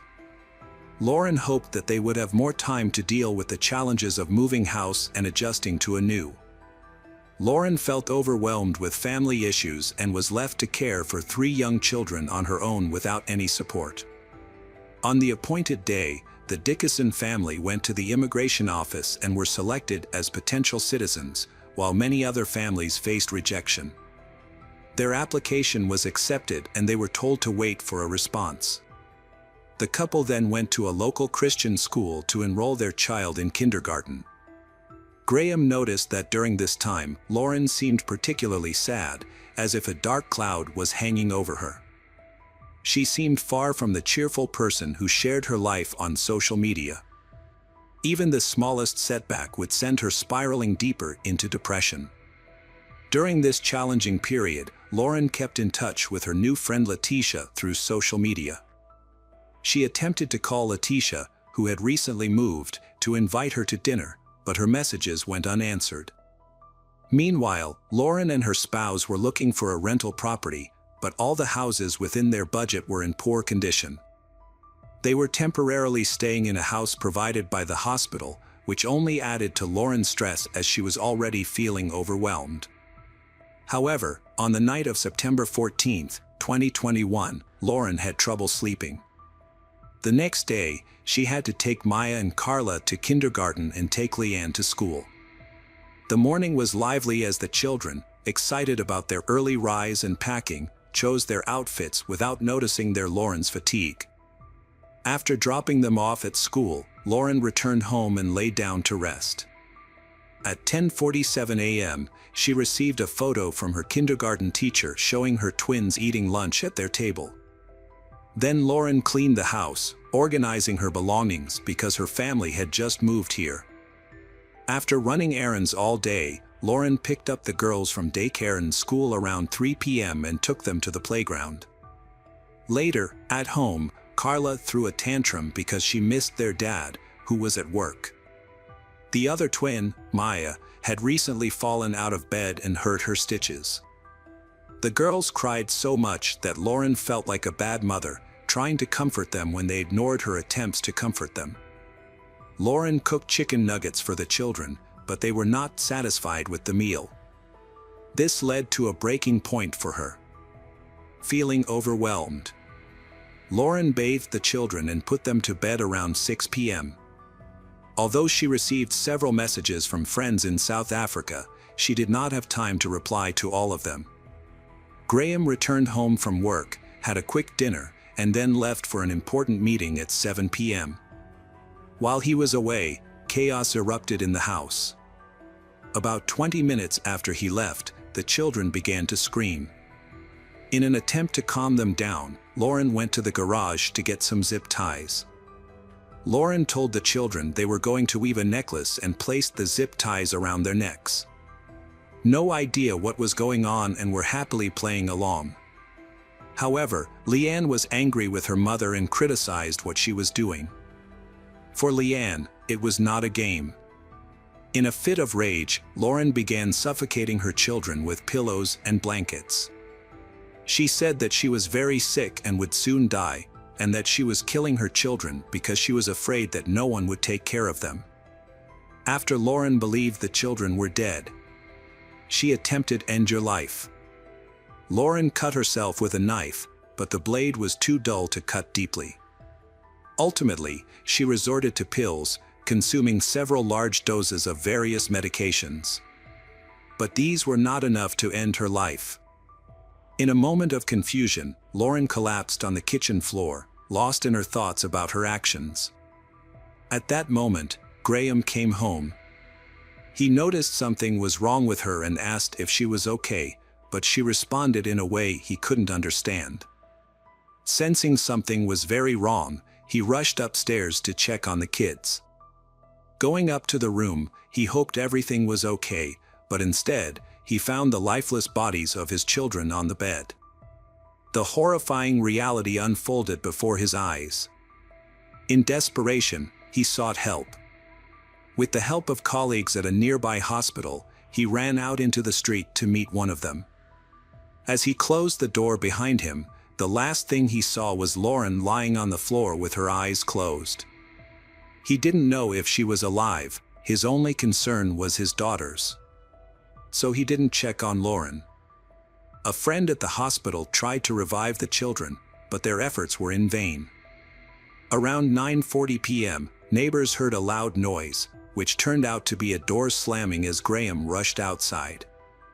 Soon after, they heard sobbing and screaming coming from the house. Graham approached the house and admitted that everything was his fault. He was distressed about leaving the children with their mother, who was not mentally stable. Neighbors called emergency services, and the police and ambulance arrived around 10 p.m. Officers discovered the bodies of the murdered children in the house. The twins, Maya and Carla, aged 2, and their 6-year-old, Leanne, had been killed. In the kitchen, police found Lauren alive and conscious. She answered their questions but spoke very softly. The Lauren appeared to be in shock. The police discovered shallow cuts on her hands and forearms. When asked if she had used any illegal drugs that evening, she denied it. Later, police found 9 medication bottles in her trash, along with a package containing hundreds of cable ties. A toxicological examination revealed that her blood did not contain any illegal drugs or alcohol, but it did show high levels of antidepressants, sedatives, and other medications. 40-year-old Lauren was promptly arrested and taken to the hospital for help. The brutal murders of the Dickinson family shocked the local community and then spread throughout New Zealand and South Africa. The nanny who worked for the family was speechless when she heard the news. She struggled to accept that it was true. In an interview, the nanny described Lauren, Graham, and their children as an ideal family, saying that she had never witnessed any arguments or conflicts within their household. The nanny firmly believed that Lauren loved her children deeply. She last saw the children in June 2021, when the Dickinson family was excited about moving to New Zealand. After Lauren was taken into custody, Graham had to return to South Africa because his visa was expiring in December 2021. He later returned to participate in the trial. He communicated with Lauren and found it hard to believe that she had harmed the children. The day after her arrest, Lauren woke up in the hospital. She was in disbelief about her situation and was even more shocked, and the police entered her room and accused her of killing 3 girls. On September 18th, Lauren Dickinson was officially charged with triple murder. Lauren admitted to the crime but stated that she did not want to harm her children. She explained that her actions stemmed from her mental instability and the overwhelming challenges she faced as a mother. Lauren expressed feelings of inadequacy in her parenting, struggling to manage her children, who were often screaming. Eventually, the stress became unbearable for her. She recounted how she killed her children, first Carla, then Leanne, and finally Maya, using pillows and blankets to suffocate them. Although Lauren denied experiencing auditory or visual hallucinations, her lawyer requested a psychiatric evaluation following the preliminary court hearing. During this time, Lauren refused to eat and lost weight, dropping to 47 kilograms. Her physical and mental health issues delayed the case for a month, leading to the rescheduling of the hearing for July 2023, nearly 2 years after the tragic events. In court, Lauren's lawyers sought to focus on her mental health struggles as part of their defense strategy. New Zealand law is very lenient towards those who commit crimes against children, especially in cases of manslaughter, where the offender can receive a suspended sentence. It was important for the defense to show that Lauren's actions were a response to extreme stress, showing that she considered killing her child a form of self-defense. The trial began on July 17, 2023, and lasted 4 weeks. Attorneys have said that Lauren had suffered from years of health problems and struggled with depression. Her mental health struggles led her to consider killing her daughter as a way to deliverance. Tensions had recently escalated between Lauren and her children. They often disobeyed her, which led her to resort to physical punishment and consider sedatives. During the trial, Graham revealed that Lauren had raised concerns about the children's safety on 3 separate occasions, but he had not taken them seriously. Each time he left the house, he felt remorse. In May 2019, Lauren expressed a desire to smother their daughters with pillows. In July 2011, she mentioned wanting to cut their femoral arteries in the bathroom. Despite these alarming statements, they were not considered serious at the time. Lauren has a hard time managing her spoiled twins, expressing her frustration by saying, "Children drive she crazy. They are wild, brazen, and disobedient. She tired of them. She wish I could start over and make different choices."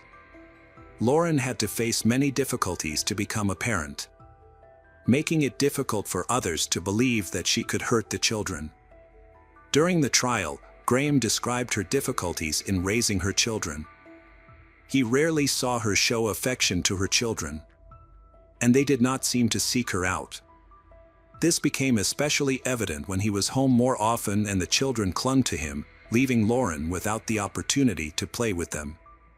He sensed something was wrong, but attributed it to her withdrawn personality and inability to participate in fun activities.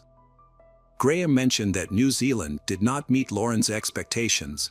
The new country felt completely different from what she had envisioned.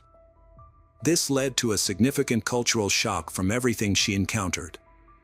Graham expressed forgiveness towards his wife, believing she was overwhelmed by the challenges she faced. He urged others to forgive her and pray for Lauren. Meanwhile, the prosecutor's office aimed to demonstrate that the triple murder was premeditated. They presented evidence showing that the actions were methodical and intentional, including search engine queries. Lauren had repeatedly searched for lethal doses of various medications for children and methods of strangulation. Additionally, she had confided her disturbing plans to family members on several occasions. The prosecutor argued that Lauren was frustrated and angry with her children because she felt unable to manage them and was resentful towards them, believing that the girls negatively impacted her relationship with her husband. Psychiatrists confirmed that the Lauren was likely in an unstable mental state at the time of the crime. Experts noted that Lauren was experiencing significant anxiety during this period. On August 14, 2013, the jury began reviewing the evidence in the case, which included hundreds of pages of research reports and documents from police and experts. After initial deliberations, the jury was unable to reach a consensus on Lauren's guilt. They returned to the office to review detailed police footage of the victim's parents, which took more than 15 hours and lasted 2 days. On August 16, after a hearing at Christchurch, Lauren's attorney, and Tui, said the best place for Lauren to serve her sentence was in hospital, a placement that all 3 mental health professionals who evaluated her agreed with. Lauren Dickinson will be detained at hospital pending assessment before a sentencing date is finalized.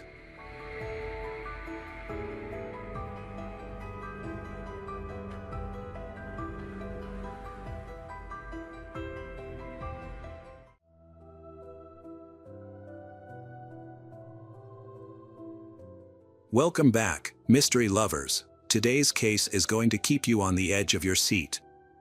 The case of Ramsey Scrivo. In January 2014, Donna Scrivo lived in the charming town of St. Clair Shores, Michigan, with her eldest son, Ramsey. He grew up in an environment of strict control from his mother, which often led to problems. Ramsey, born in 1981, had a younger brother who. Both boys attended a Catholic school, and their parents had high aspirations for them. In 1999, Ramsey graduated from college and began working at an accounting firm. However, by the end of 2000, he was fired, which was the beginning of a series of job losses. Ramsey then tried to join the family business. It seemed like Ramsey had finally found his place and things were going well. Unfortunately, the family soon faced a tragedy when the father fell ill and passed away. On January 25, 2014, around 6:30 p.m., 32-year-old Ramsey left home, telling his mother he was going out for cigarettes. That was the last time she saw him alive. At first, no one suspected anything was wrong. He was an adult who could go out with friends or visit places on his own. So, no alarm was raised immediately. However, the next morning, Donna realized Ramsey hadn't returned home. When he didn't answer her calls, she began to worry. After waiting another day without any news, on January 27th, she decided to report his disappearance to the police. After filing the report, Donna continued to call Ramsey's mobile phone, becoming increasingly anxious with each attempt. The cold weather added to her worry. If Ramsey was indeed missing, he could be at risk of freezing if he were outside. It was crucial to act quickly. Soon after, a police officer reached out to Ramsey's family. Donna explained that Ramsey was dealing with issues related to an attack on a friend at a bar. She also expressed concern about Ramsey's struggles with illegal substances, alcohol, and mental health, which required him to undergo regular drug and alcohol testing. The police became concerned about Ramsey's disappearance, suspecting he might have run into trouble again. Donna explained that her son had left to buy cigarettes and didn't have any plans for the night. She noted that he took a wallet containing 2 credit cards and a driver's license with him. To trace Ramsey's whereabouts, the officer decided to review the card transactions. As the investigation progressed, it became clear that Ramsey had not made any purchases that evening, casting doubt on whether he had reached the store at all. This prompted police to track Ramsey's mobile phone. They soon found it on a neighbor's property. When they examined the scene, the police retrieved the phone, but the neighbor was unaware of how it had ended up in his yard or what had happened to Ramsey. The investigation revealed that the Ramsey's mobile phone was checked, and it showed no record of the calls that Donna claimed to have made before and after her son's disappearance. This contradiction raised additional suspicions with the police, leading them to question the validity of the call records. Police then approached neighbors to gather more information about Ramsey and his mother. This investigation revealed that neighbors had not seen Ramsey for several days, which contradicted his mother's claims. Another disturbing detail noted by neighbors was the strong smell of cleaning products coming from Ramsey's home, which was detected the day before Donna reported Ramsey missing.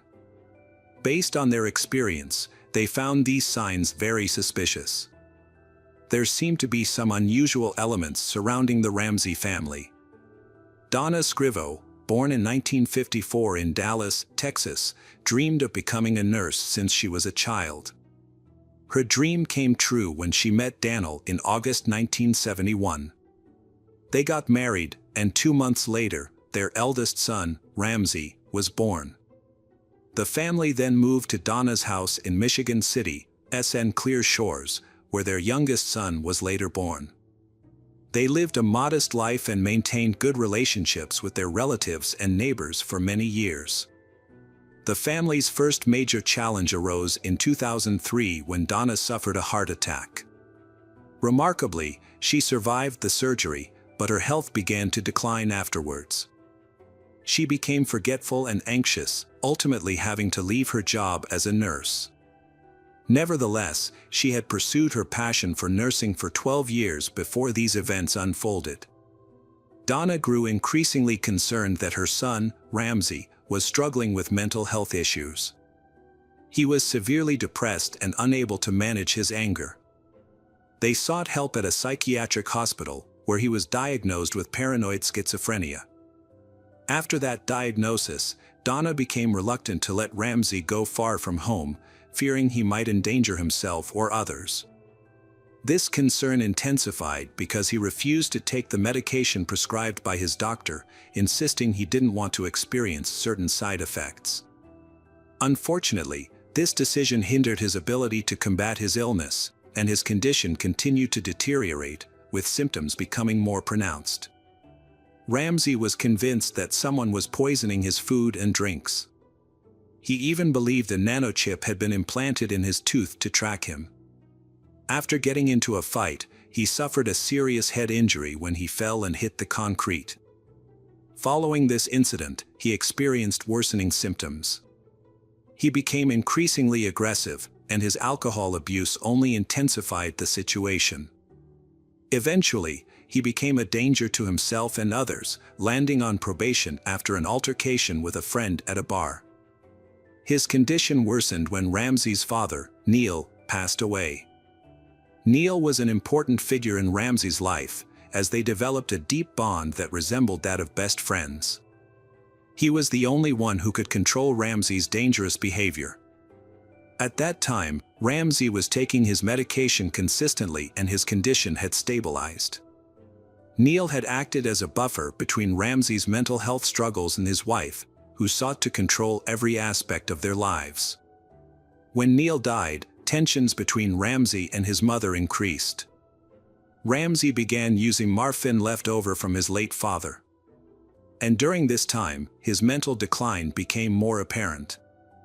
Donna was concerned for her safety, so she sought hospitalization for her son at a psychiatric clinic, where he was later diagnosed with psychosis. While he was in the hospital, she also worked to establish legal guardianship over him. This allowed the doctors to manage his medication, leading to a quick improvement in Ramsey's condition. After he was discharged, he returned to live with Donna, but their relationship began to deteriorate over time. Eventually, a fire broke out in their home due to faulty wiring. The fire started in the basement where Ramsey was sleeping. Donna evacuated the house and called the fire department, but Ramsey was still in the room that was on fire. They were able to save him, but after investigating, the circumstances surrounding the fire raised suspicions. However, no evidence of premeditation was ever found. Ultimately, they could no longer live in the damaged house, which required significant repairs. So, they decided to rent a different house temporarily. Unfortunately, this only made things worse. Ramsey, who was 32 years old, was still under his mother's strict guardianship. She had formalized this guardianship through the court. However, by June 2014, Ramsey went to court to end the guardianship, which his mother had maintained for about 6 months. Life had taken a toll on Ramsey, and Donna's efforts to control everything ultimately led him to move out. By the time the tragedy occurred, Ramsey had been living independently for a while. Donna then went to Texas to visit relatives. She considered the possibility of returning to her hometown, possibly with her son. However, her son, Ramsey, went missing on January 27, 2014, and Donna reported Ramsey missing to the police. Days passed without any clues until January 30th, when a witness came forward.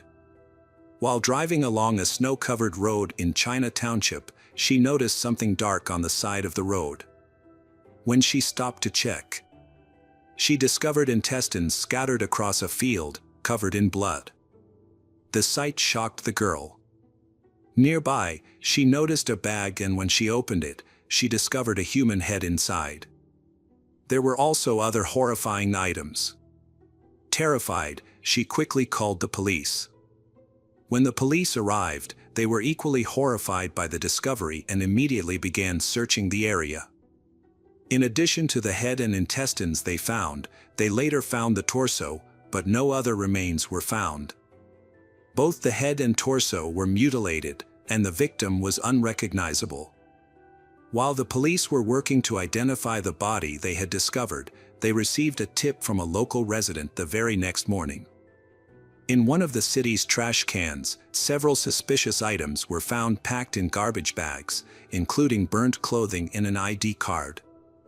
At that point, the police had no idea who the victim was, and the items they found were in such poor condition due to fire damage that they could not read the documents.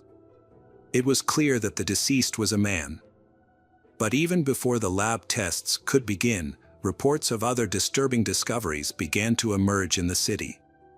More human remains were found, along with a bloody electric saw and 4 blades used to dismember the victim. In a trash bin, there were also clothes and a Coca-Cola bottle.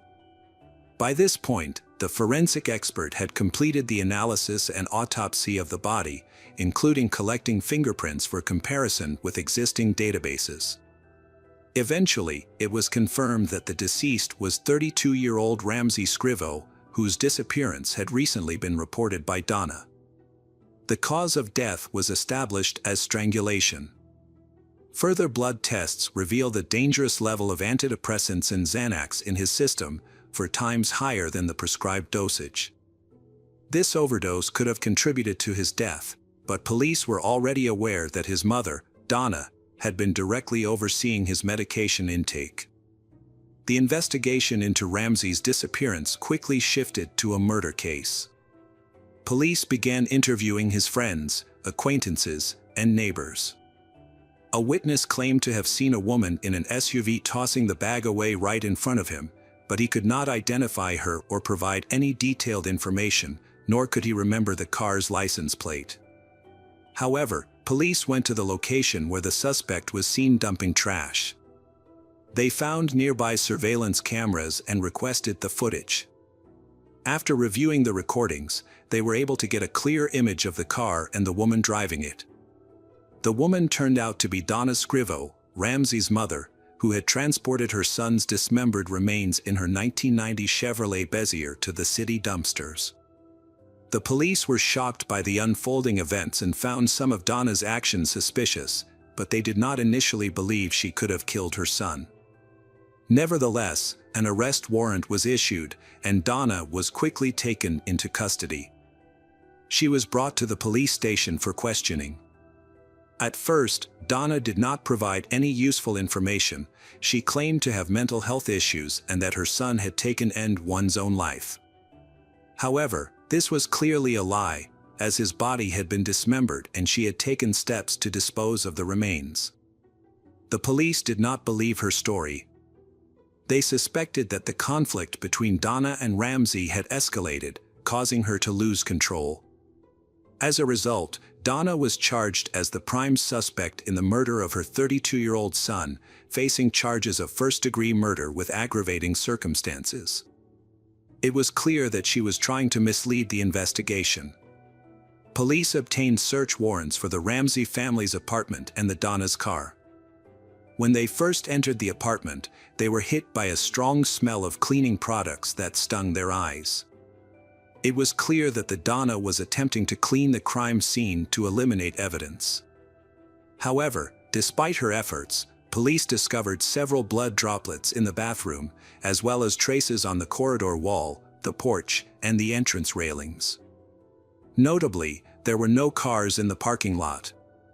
Interestingly, she was attempting to donate her car to a local charity in Detroit, and Donna had already managed to do the same with Ramsey's car. Nevertheless, the police tracked down both vehicles for inspection. In the Donna's car, they found numerous blood stains, which were sent for analysis and confirmed to belong to Ramsey. Locals learned about the crime through news and social media, and were all shocked by the incident. Gradually, more witnesses came forward to the police station to share their stories. During the investigation, police determined that Donna had purchased an electric saw and saw blade at a nearby hardware store on January 26. The electric saw was eventually found in a trash bag along with Ramsey's remains. Next, Patricia, a neighbor, reported that she saw Donna carrying 3 black trash bags to her silver car. All of the neighbors were later present in court. The lawyer claimed that his client, Donna Scrivo, was insane and requested a psychiatric evaluation. However, the psychiatrists who assessed her determined that she was sane and fit to stand trial. The trial began in May 2015, and by then, she appeared before the jury, insisting on her innocence and pleading for her release. The prosecutor presented evidence that Donna had administered Xanax to the murder victim, with the dosage being 4 times higher than the recommended amount. Donna had received the 90-day supply of the drugs in early January, and less than 30 days later, during a police search of her apartment, only 1 pill remained in the package. This showed that Ramsey had taken the rest of the medication. The prosecution argued that this proved that Donna had intentionally given her son an increased dose, which was potentially dangerous. After Ramsey's death, his biological mother, Donna, made the decision to dispose of his body. In a horrific act, she dismembered him in her bathroom and placed the remains in garbage bags. To avoid being caught, she took out several bags each day, discarding them in different trash bins. However, she disagreed with the prosecution's testimony and decided to present her own testimony before the jury. According to Donna, on January 25, a masked man broke into their apartment, likely intending to kill her son. At the time, she was in the basement doing laundry and did not hear anything unusual or see the intruder. When she came out of the basement, she found the front door open. Hearing noises from Ramsey's room, she went upstairs and discovered her son dead, tied up next to his bed, with a strong man with a menacing appearance standing nearby. The intruder did not harm her. Instead, he commanded her to dispose of the body. Feeling she had no choice, she complied. The criminal stayed with her for the next 5 days, closely watching her as she followed his orders. Donna reported that she cleaned the room and dealt with the remains under his watchful eye, and he only left after confirming that she had completed his instructions. During this time, Donna stated that she was handcuffed to a bed and that the intruder seldom let her go, even when there were things to do. Although she was confined, she claimed she didn't contact the police because she was scared, a claim many found unbelievable. This raised several questions about her story. Why did the supposed attacker not kill her? Why did he stay in her home for 5 days while controlling her? Critics questioned why she didn't try to escape when the intruder was distracted, leading some to speculate that he might not have been real or that her story was made up. As the trial progressed, the jury had to decide whether Donna's fears were genuine or if she was fabricating her story after her arrest. Throughout the lengthy legal process, she frequently mentioned the mysterious masked man who allegedly held her captive, despite the increasing evidence against her. The investigation ultimately did not find any DNA or direct links to a possible criminal regarding her son's remains, nor was there any of her blood or fingerprints on the dismembered body. Donna's defense team worked hard to prove her innocent, highlighting the absence of direct evidence linking her to Ramsey's body. As the trial progressed, it grew increasingly controversial, and the jury went to deliberate on the presented evidence. On June 23, 2015, after thorough deliberation, the jury found 61-year-old Donna Scrivo guilty of first-degree murder with aggravating factors. She received a life sentence without the possibility of parole. To this day, Donna is in a Michigan state prison. She has consistently maintained her innocence, but all of her appeals have been denied.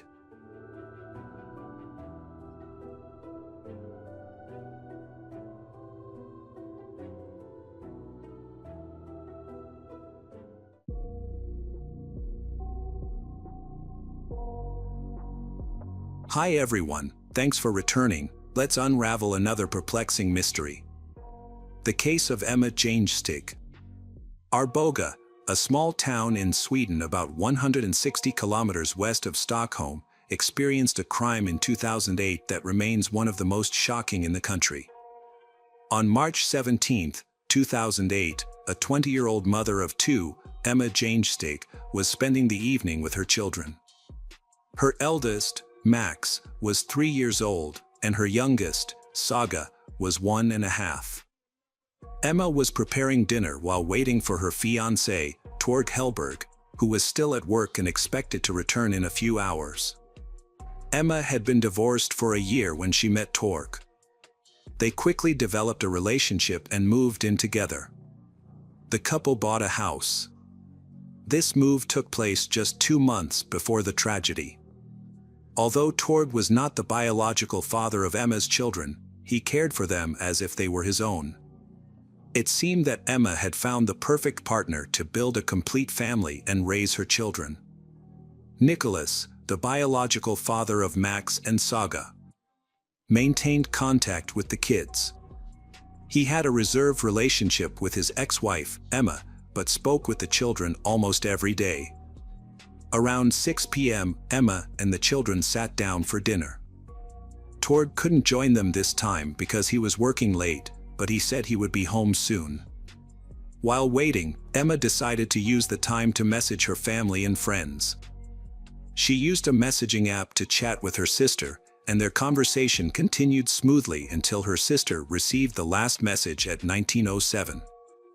Suddenly, their dialogue stopped abruptly in the middle of a sentence.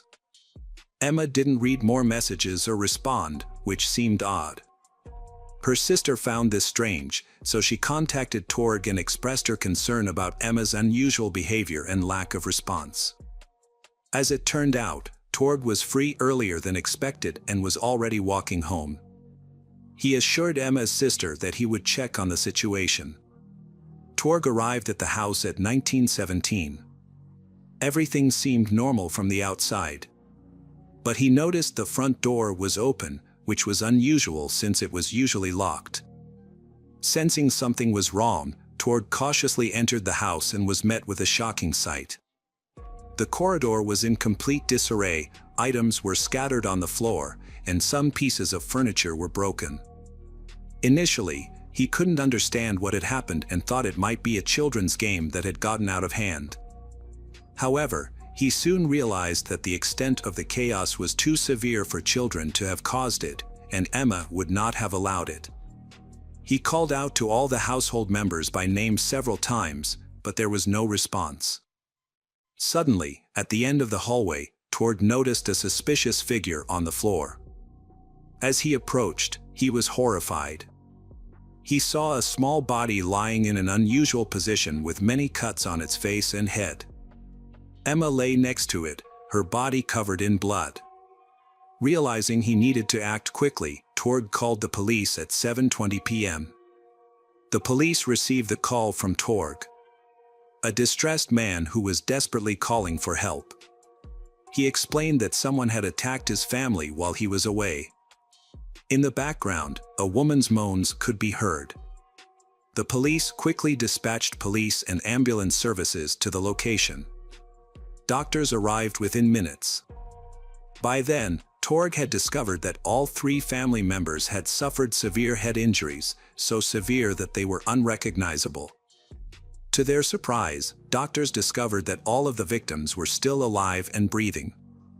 Everyone was immediately taken to the hospital for emergency care. Max and Saga were in critical condition, while Emma's injuries were slightly less severe. Her was placed in intensive care and put into a medically induced coma. Doctors predicted from the start that even if the children and mother survived, the brain injuries they suffered would likely have long-term effects on their lives. Doctors battled to save the victims. Meanwhile, forensic experts examined the scene of the horrific attack, which looked like a scene from a horror movie. The area was cordoned off for a thorough examination due to the severe chaos inside the house. Unfortunately, the medical team left many traces while providing aid and transporting the victims, which led to displaced objects and lost evidence. The attack clearly happened within a 13-minute window between 1907, when Emma's sister received her last message, and Torg's emergency call at 1920. Initially, Torg, the head of the family, was suspected. However, he had a solid alibi as surveillance cameras had captured him on his way home, thus eliminating him from the suspect list. With the time intervals clarified, it became clear that he was telling the truth. This indicated that the attacker had only a 10-minute window between 1907 and 1917, when Torg entered the house and found the wounded family members. Although Torg was no longer a suspect, the police decided to speak with him again at the station. They assumed he might have seen or heard something important for the investigation. However, he insisted that he did not see any strangers or cars. The only thing that seemed suspicious to him was the unlocked door of the house. Police then suspected Emma's ex-husband Nicholas as a potential suspect. Torg explained that Nicholas had constant conflicts with Emma over communication about the children, division of assets and alimony. These issues escalated at times, and she even went to the police because she feared for her safety. However, this was long before the tragedy. Eventually, they reached an agreement and everything was resolved. The police are working hard at the crime scene to gather more information. The perpetrator could be someone close to Emma. Looking at the level of attacks on the victims, it seems that there was a personal motive. Whoever this person was, they harbored a deep hatred for the victims, lost control during the killing process, and caused many injuries. At the time, Emma's ex-husband Nicholas was the prime suspect. Due to previous conflicts with Emma, he even threatened her, prompting her to contact the police. He was later arrested and questioned. Nicholas was shocked by the incident but calmly answered police questions. He had an alibi for the time of the attack, as he was in another city. Although the alibi has not been verified, his behavior suggests that he is not the killer. The police's only hope is 3-year-old Saga, who is still fighting for her life in hospital. If she survives, she could be the police's only witness, providing vital information about who the killer is. The victim's family fear the attacker may return to harm Saga again. To protect her, 24-hour security has been deployed to the hospital. She is in critical condition and doctors believe that even if she survives, she may be permanently disabled and might not remember the attack. No other witnesses to the attack could be found. The neighbors neither saw nor heard anything, so the police started reviewing the surveillance cameras in the area. They hoped to track the attacker and determine his origin. It was also crucial to find the murder weapon, which might have traces of the criminal. Therefore, patrol officers carefully examined the area and even used search dogs, but unfortunately, this yielded no results. Forensic experts found that the children had been attacked with a heavy object, such as a hammer or similar tool.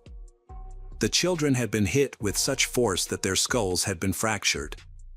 Each child had been hit multiple times, indicating the intensity of the attacker's rage. This behavior was an important clue. However, it is not possible to identify anyone capable of doing so. The young family had no connections to the criminal world and no enemies. They were known to be good people. The police quickly confirmed their suspicions of a personal motive, as nothing was stolen from the crime scene. Valuables and money were still present, indicating it wasn't a robbery. The forensic examination of the house concluded the day after the murder. By then, Nicholas was removed from the list of suspects because his alibi was verified. And he was released. Emma is still in a coma and the investigation is making no progress. The case attracted considerable media attention. The area had a low crime rate, and the choice of victims and the level of cruelty were shocking.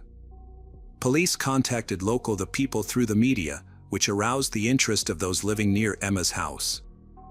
A passerby reported seeing a man dressed in black with a hood standing hesitantly in the doorway of the house at around 7 p.m.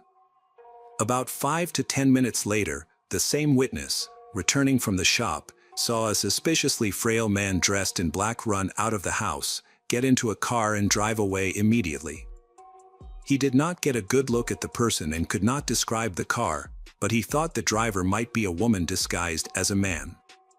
Several other witnesses later gave similar descriptions of a man in the area. It was clear that the man dressed in black was the suspect before the attack. A man then went to the police and reported his ex-girlfriend, expressing concern about her recent inappropriate behavior. She was identified as Christina Schurer, 31, born in Hanover, Germany. When she was 11, her father left the family and they had limited contact after that. Christina then moved to New York and lived with relatives in Manhattan. After returning to Germany, Christina settled in Göttingen, where for the next 6 years she studied history. She then went to Greece and participated in RASP. While in Athens, she worked at a hotel and as a historian. Later, she moved to Crete and worked in another hotel. In August 2006, Torg, a 20-year-old trader, vacationed on Crete and stayed at Christina's hotel. On his first day there, he met Christina, and they began a romance. They spent 5 days together on his vacation and continued to correspond after he left. Christina later visited him in Sweden, where they spent several days together. After her visit, she suggested going skiing, but he was not interested. Torg admitted that during this time, he noticed that Christina seemed very different than when she was on vacation, and he felt suspicious about their relationship. In January, he told Christina that their relationship was over, but she couldn't accept it calmly and tried everything to fix it. She kept messaging him, urging him to reconsider and get back together.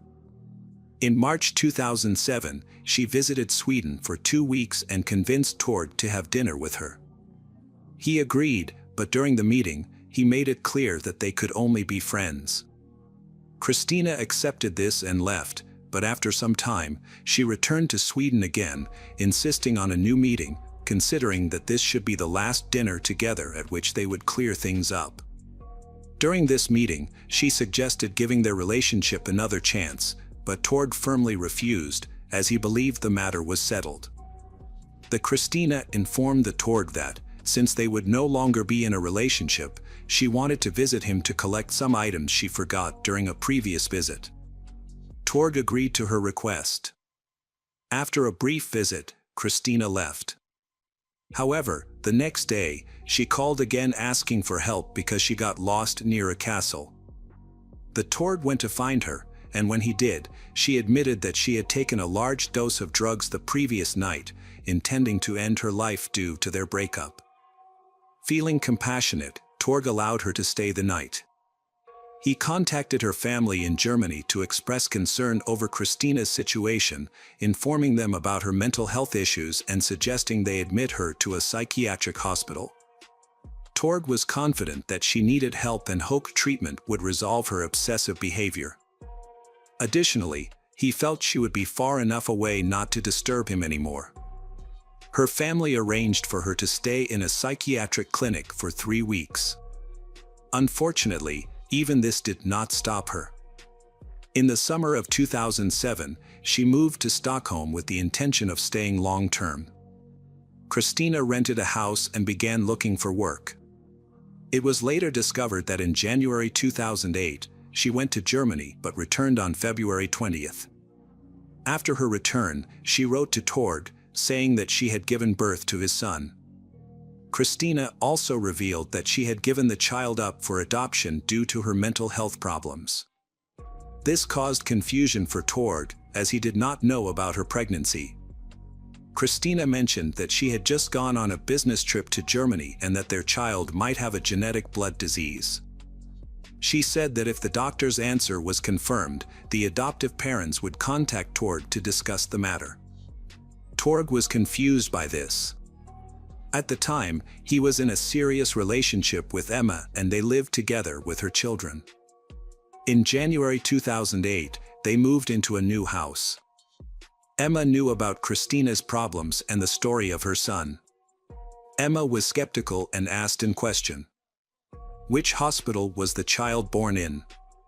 She wanted to verify this information to avoid any problems, but Christina could not answer. It seemed that she was lying. After some time, Tord received the call from a stranger claiming to be the adoptive father of Christina's son. He confirmed what Christina had said and confirmed that Tord was the biological father of the child.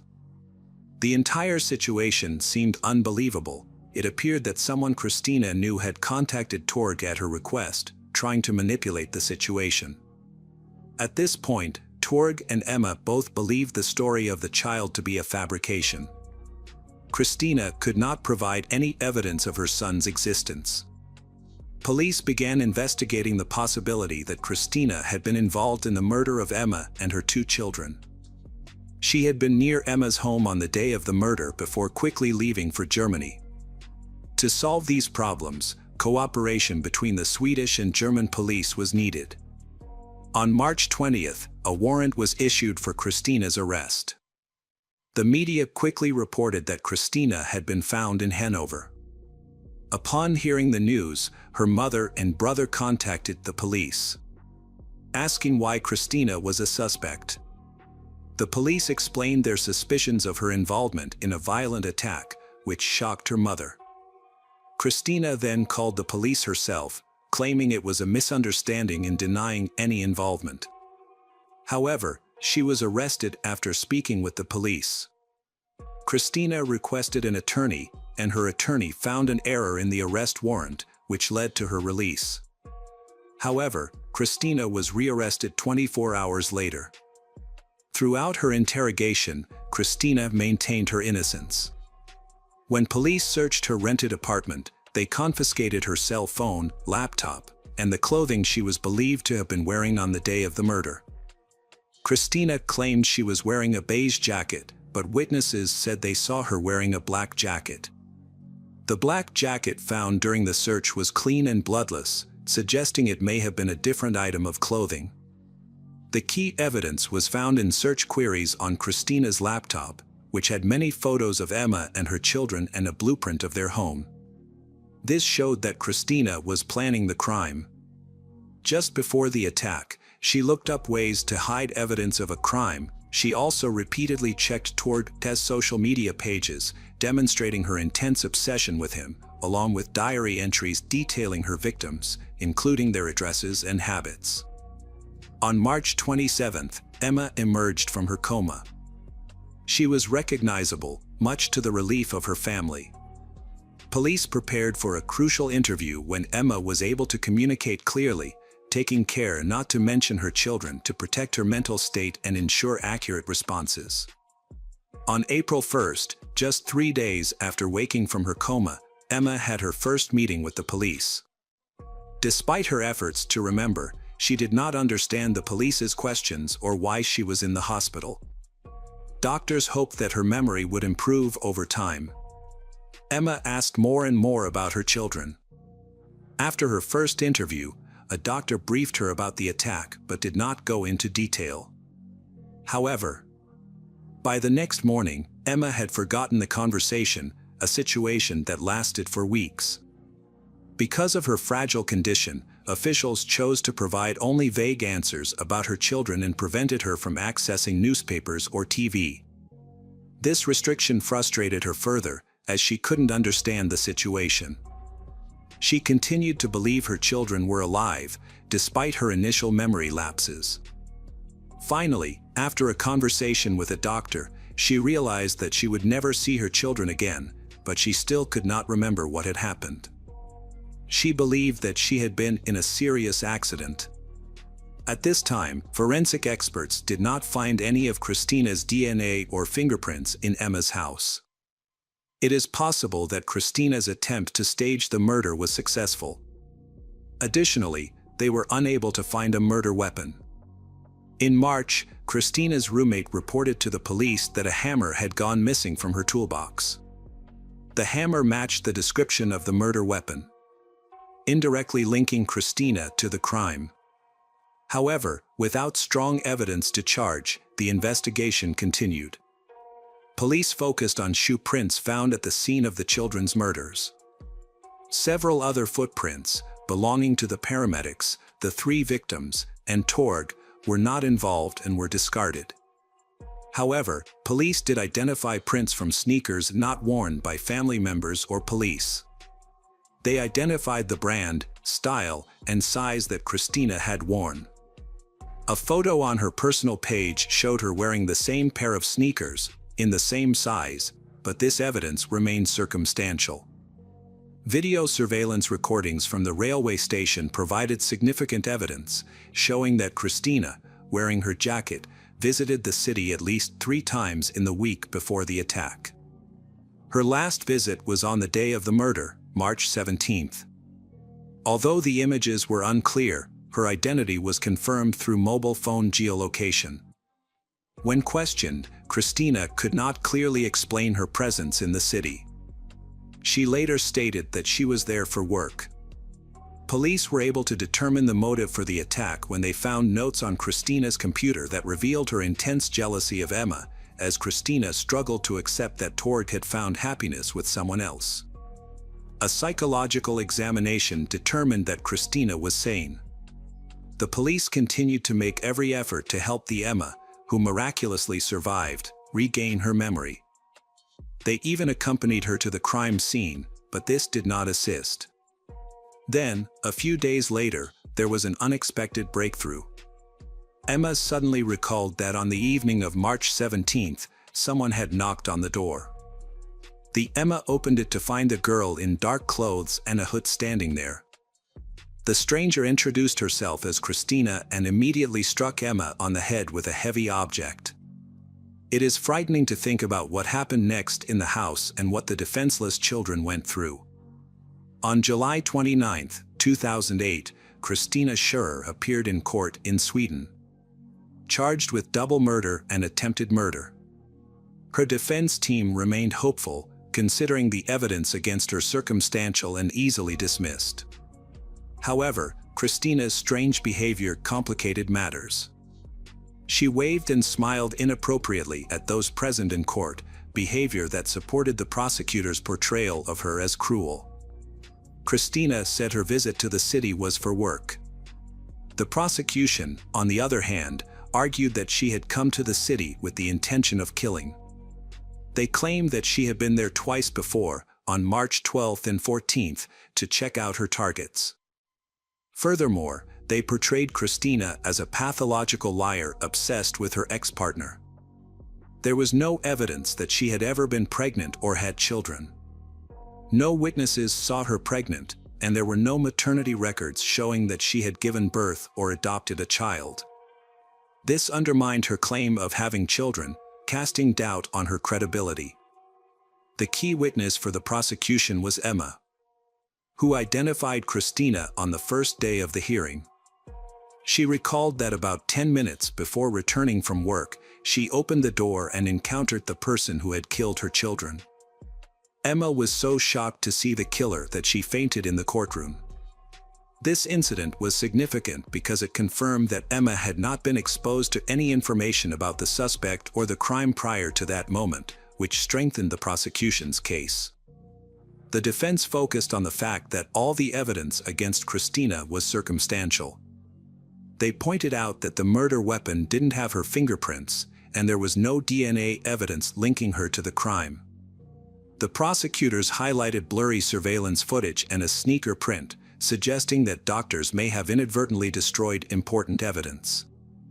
Additionally, one witness recalled seeing Christina near the crime scene, which supported her presence close to Emma's house, where another witness identified the attacker.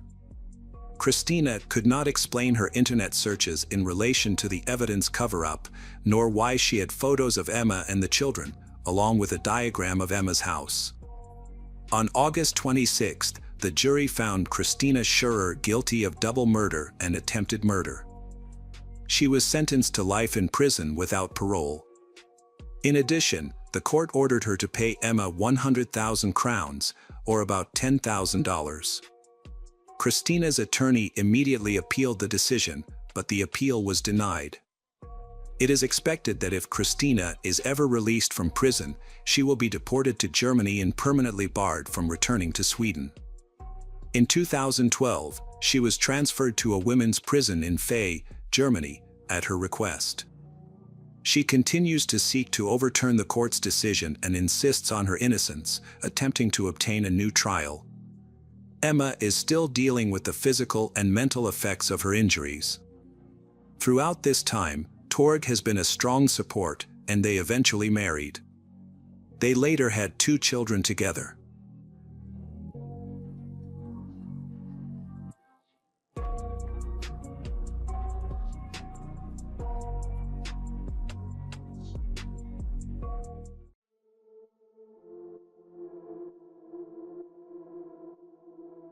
Hi everyone, thanks for returning. Let's unravel another horrible case. The case of Mia Skadhoj-Stevn. Late at night on February 5, 2022, a group of young people gathered at a bar. It was cold outside, so everyone was dressed warmly. Mia was wearing dark clothes, except for her white sneakers. The group wanted to have a good time and enjoy the weekend with other college students. And she planned to go home in her friend's car. After spending several hours at a party, they moved between nightclubs along the street until they finally reached one club. Mia danced energetically, even with strangers, and couldn't stop. She drank moderately and wanted to keep the fun going. However, as closing time approached around 6 in the morning, it was time to leave. Everyone hurried out, with many heading home much earlier than Mia. Mia had no one to drive her home, and with the money she had, she couldn't afford a taxi. At the party, she met a 22-year-old man from Aalborg.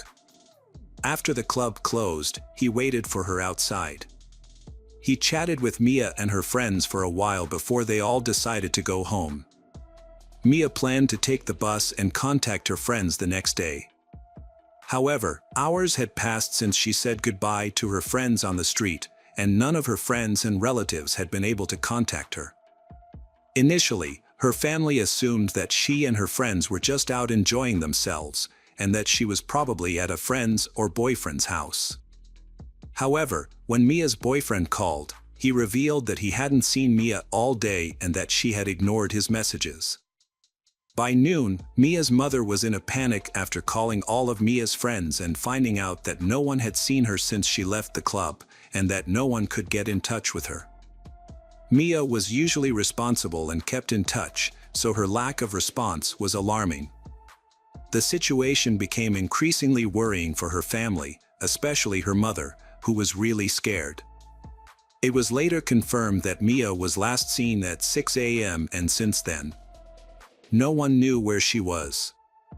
Mia's family decided to report her disappearance to the police. Although the situation involved the party and a girl who had been drinking, the police quickly began a search. Unfortunately, there were no leads for the investigation. Mia's father drove around the area looking for her, while her mother and sister took to social media to ask for help from anyone with information. They shared photos and descriptions of Mia, including what she was wearing. As such cases are rare in Denmark, the local community came together to support the family, actively sharing posts and information to help raise awareness of the case. The police continued their investigation. They tried to gather information, but unfortunately, the information was very limited. They contacted all local residents in the area where Mia went missing, asking for any relevant documents, especially photos and videos from mobile phones that may have recorded Mia at the party. They also reviewed footage from surveillance cameras in nearby stores and establishments. The situation was complicated by the fact that it took place in a crowded area with many clubs and bars, making it difficult to identify any one person. Police interviewed a young man who had met Mia and was one of the last people to interact with her. However, he had a confirmed alibi because he had left the area in a taxi. Witnesses submitted thousands of video files taken at nearby parties. As a result, police received hundreds of hours of video footage that needed to be scrutinized. It was a huge task, and police spent days reviewing the footage. After reviewing the initial videos, police found no suspicious activity and the statements of Mia's friends were verified. Mia did indeed leave the club at around 6 a.m., chatted briefly with friends, and may have headed toward the bus stop. Meanwhile, the investigation has been looking into Mia's background, hoping to find useful clues. Mia was a lively and kind 22-year-old girl when she went missing. Her family described her as intelligent and full of energy.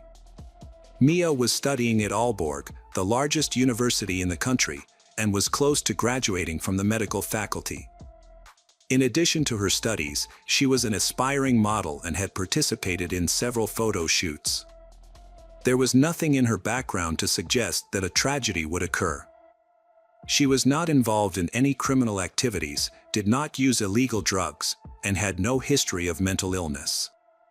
Although her friends noticed that Mia was acting strangely, she drank heavily and flirted while dancing with many strangers, attracting attention with her charm. Could this behavior attract a dangerous person who saw Mia as an easy target? It has been more than a day since she went missing. Police are once again appealing to the public, asking anyone with information to come forward to help locate Mia. They are also reviewing footage of the party that continues to come in, which requires significant resources. All young people with whom Mia interacted that evening, including her friends and new acquaintances, have been brought in for questioning. On the same day, police noticed something unusual in a surveillance camera recording. At 6:09 a.m. on February 6th, the Mia approached a bus stop located 300 meters from the club. It seemed that she was waiting for a bus to return home. After a brief exchange with the driver, she chose not to get into a car and continued to wait for the bus, which then drove away. However, the bus did not arrive. Even at 7:35 a.m., an hour and a half later, she was still standing at the bus stop. It was clear that she was at risk of freezing, as she was not dressed appropriately for the weather. She appeared to be losing hope of catching the bus and felt uncertain about what to do next. During this time, a car approached her. The driver slowed down and they talked. Then Mia got in the car. It is likely that the driver did not arouse any suspicion from her. He had gained her trust. The police suspect that he could be someone she knew from a party or could be an unlicensed taxi driver. Officers thoroughly examined all surveillance footage but were unable to determine the license plate number or identify the driver's face due to the poor quality of the footage. It is therefore unclear which vehicle the girl entered. However, it was clear that the driver was the last known person to see Mia alive, making it important to locate and interview him. On February 8th, officers decided to reach out to the public for assistance once again. They hoped that someone who recognized the driver would contact the police. Officers also spoke to Mia's friends again to clarify the timeline of events. Her friends provided a detailed account of that night. After everyone returned home in the morning, a brief conversation in the parking lot at around 6:20 a.m.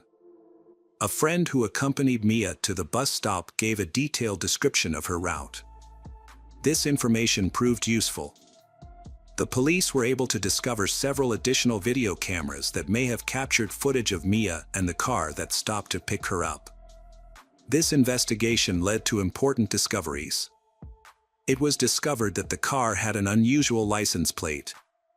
Additionally, the quality of the footage was high enough that all the markings on the license plate could be clearly seen. This helped them gather information relevant to the case. On February 9, 2022, police tracked down the owner of a 2015 Volkswagen Golf who lived a few streets away from a local club. When they arrived at the address, they discovered that it was the car that had been caught on surveillance cameras. Police investigated and linked the car to two men, childhood friends with previous convictions for minor crimes, including a previous incident where they pretended to be police officers at a football match. Although both men denied knowing anything about Mia's disappearance, the fact that police were given 24-hour access to the car under Danish law suggested that they were involved in the case. The two men were then brought in for a preliminary hearing, which had to take place within 24 hours of their arrest. During the trial, the prosecutor presented his case and the evidence he had gathered. The judge then reviewed this evidence to decide if the detainees should remain in custody or be released. This process ensures that the rights of the accused are protected while also ensuring public safety. If someone is deemed potentially dangerous, it becomes critical to act swiftly. By February 10, 2022, it had already been 4 days since the Mia went missing. No one had provided any information about her location, and there were no ransom demands. With every minute that passed, the chances of finding her alive were slim. A preliminary hearing for the men took place in the county courthouse, but it was closed to the public. During this hearing, it was decided that one of the men would be released. This decision does not mean that he is no longer a suspect in the case. Thomas Thompson, a 30-year-old electrician, then agreed to stay. He agreed to be held for 4 weeks while police thoroughly investigated his background and spoke to some of his acquaintances. Thomas was born on June 18, 1985, and grew up in southeastern Denmark. Later, he moved to a small town in Denmark with a population of about 500 people. Initially, he lived in an apartment before moving to his grandparents' farm. He built a career in the military, advancing to the rank of sergeant. After leaving the military, he trained as an electrician. Thomas was known to be a smart, polite, calm, and pleasant individual. The main reason for Thomas's arrest was that he was the owner of the black Volkswagen. In addition, Thomas failed to provide an alibi. The police began checking the GPS system. When they impounded Thomas's car, they discovered that he had attempted to turn off the GPS about 4 hours before meeting Mia at the bus stop. A specialized digital forensics team, using surveillance camera footage, was able to accurately trace the route of Thomas's car. It all started at Thomas's residence, where he drove around the city several times, picked up a girl, and then traveled through nearby towns with brief stops. Thomas spent several hours at Lysestrata and returned 2 days later. This part of the route seemed particularly suspicious. Police decided to use specially trained dogs to examine the area. The dogs found a hair elastic, pieces of clothing, underwear, and other items scattered nearby. These items were aligned in a straight line, suggesting that the owner might have been running through the forest, fallen, or been attacked, gradually losing her belongings. The dogs led the police deeper into the forest near a local village, where they found areas of disturbed earth. When they dug these spots up, they uncovered human remains that were cut into several pieces. Police discovered 231 pieces of bodies, many of which were scattered around the burial site. The body is likely Mia's, as some of the clothing matches what she was wearing that night. All of the collected evidence was sent to a lab for analysis.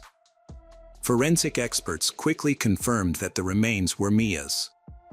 The medical examiner determined that Mia had died from strangulation, and that an electric saw had been used to dismember her body. Most of the body parts were severely damaged, indicating that they had been stored in a strong alkaline solution for an extended period of time. On the night Mia went missing, Thomas did turn off the GPS in his car at 2:14 a.m. However, due to a technical malfunction, the location continued to be recorded every 15 seconds.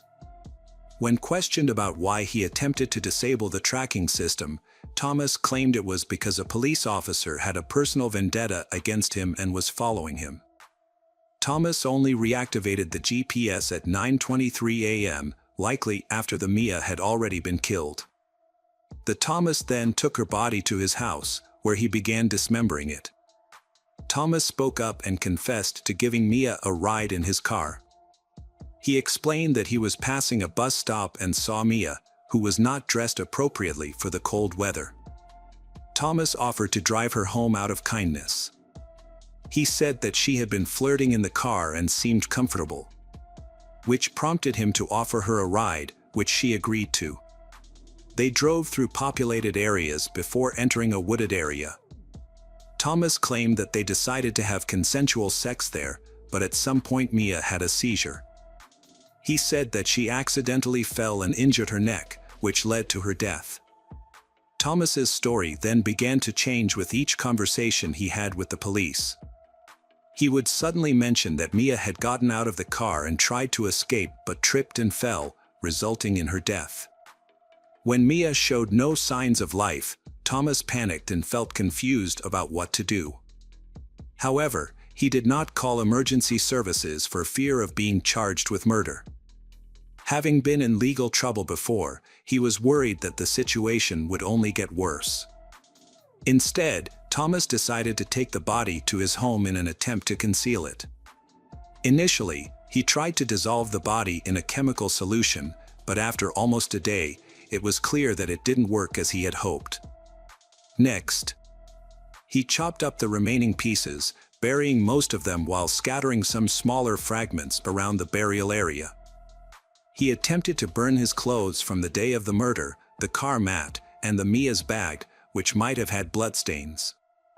In the ashes, police found clothing scraps and a tool that could have been used in a crime. Thomas claimed that his actions were driven by fear and desperation. However, the police had a different perspective, believing that the elaborate methods he used to dispose of the body revealed a level of cruelty that only a disturbed person could exhibit. The police believed that Thomas initially intended to harm the Mia by offering her a ride home. His actions suggested a deliberate plan, especially when he tried to disable the GPS tracking. Thomas's persistence worked against him. It took him 2 attempts to lure the Mia into his car. He waited for an hour and a half, looking for the right moment when the Mia, feeling cold and desperate, would agree to get in. Once Mia entered the vehicle, he threatened her, brandished a weapon, and assaulted her. Afterward, he decided to eliminate her to prevent her from reporting him to the police, resorting to a horrific method to do so. The medical examiner concluded that strangulation was the most likely cause of death. Many of the body parts were never found, possibly because they were hidden. This suggests that there was no voluntary consent to any intimate relationship. The evidence of the assault was clear, suggesting that the murder was the result of Mia's desperate resistance. Although there were indirect signs of rape, it could not be confirmed due to the condition of the body. Thomas remained silent and refused to provide any further details. The prosecutor's office reported that Thomas hunted throughout the night and selected a victim, waiting for the right moment to trap her.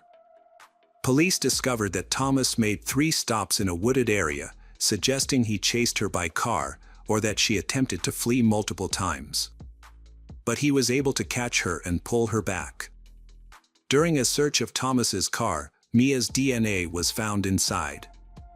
When police searched Thomas's home, Mia's blood was found, confirming his crime.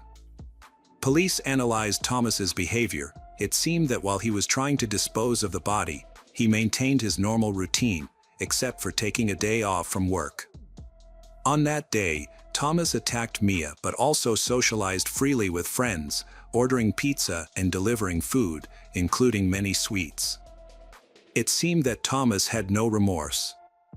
Mia's relatives condemned Thomas's claim that Mia had consensually consented to sex with a stranger, calling it a blatant lie and disrespectful to her.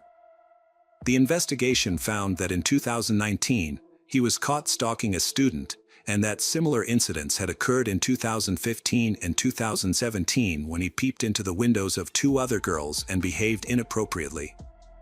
One victim said that one night, she heard a knock on her window.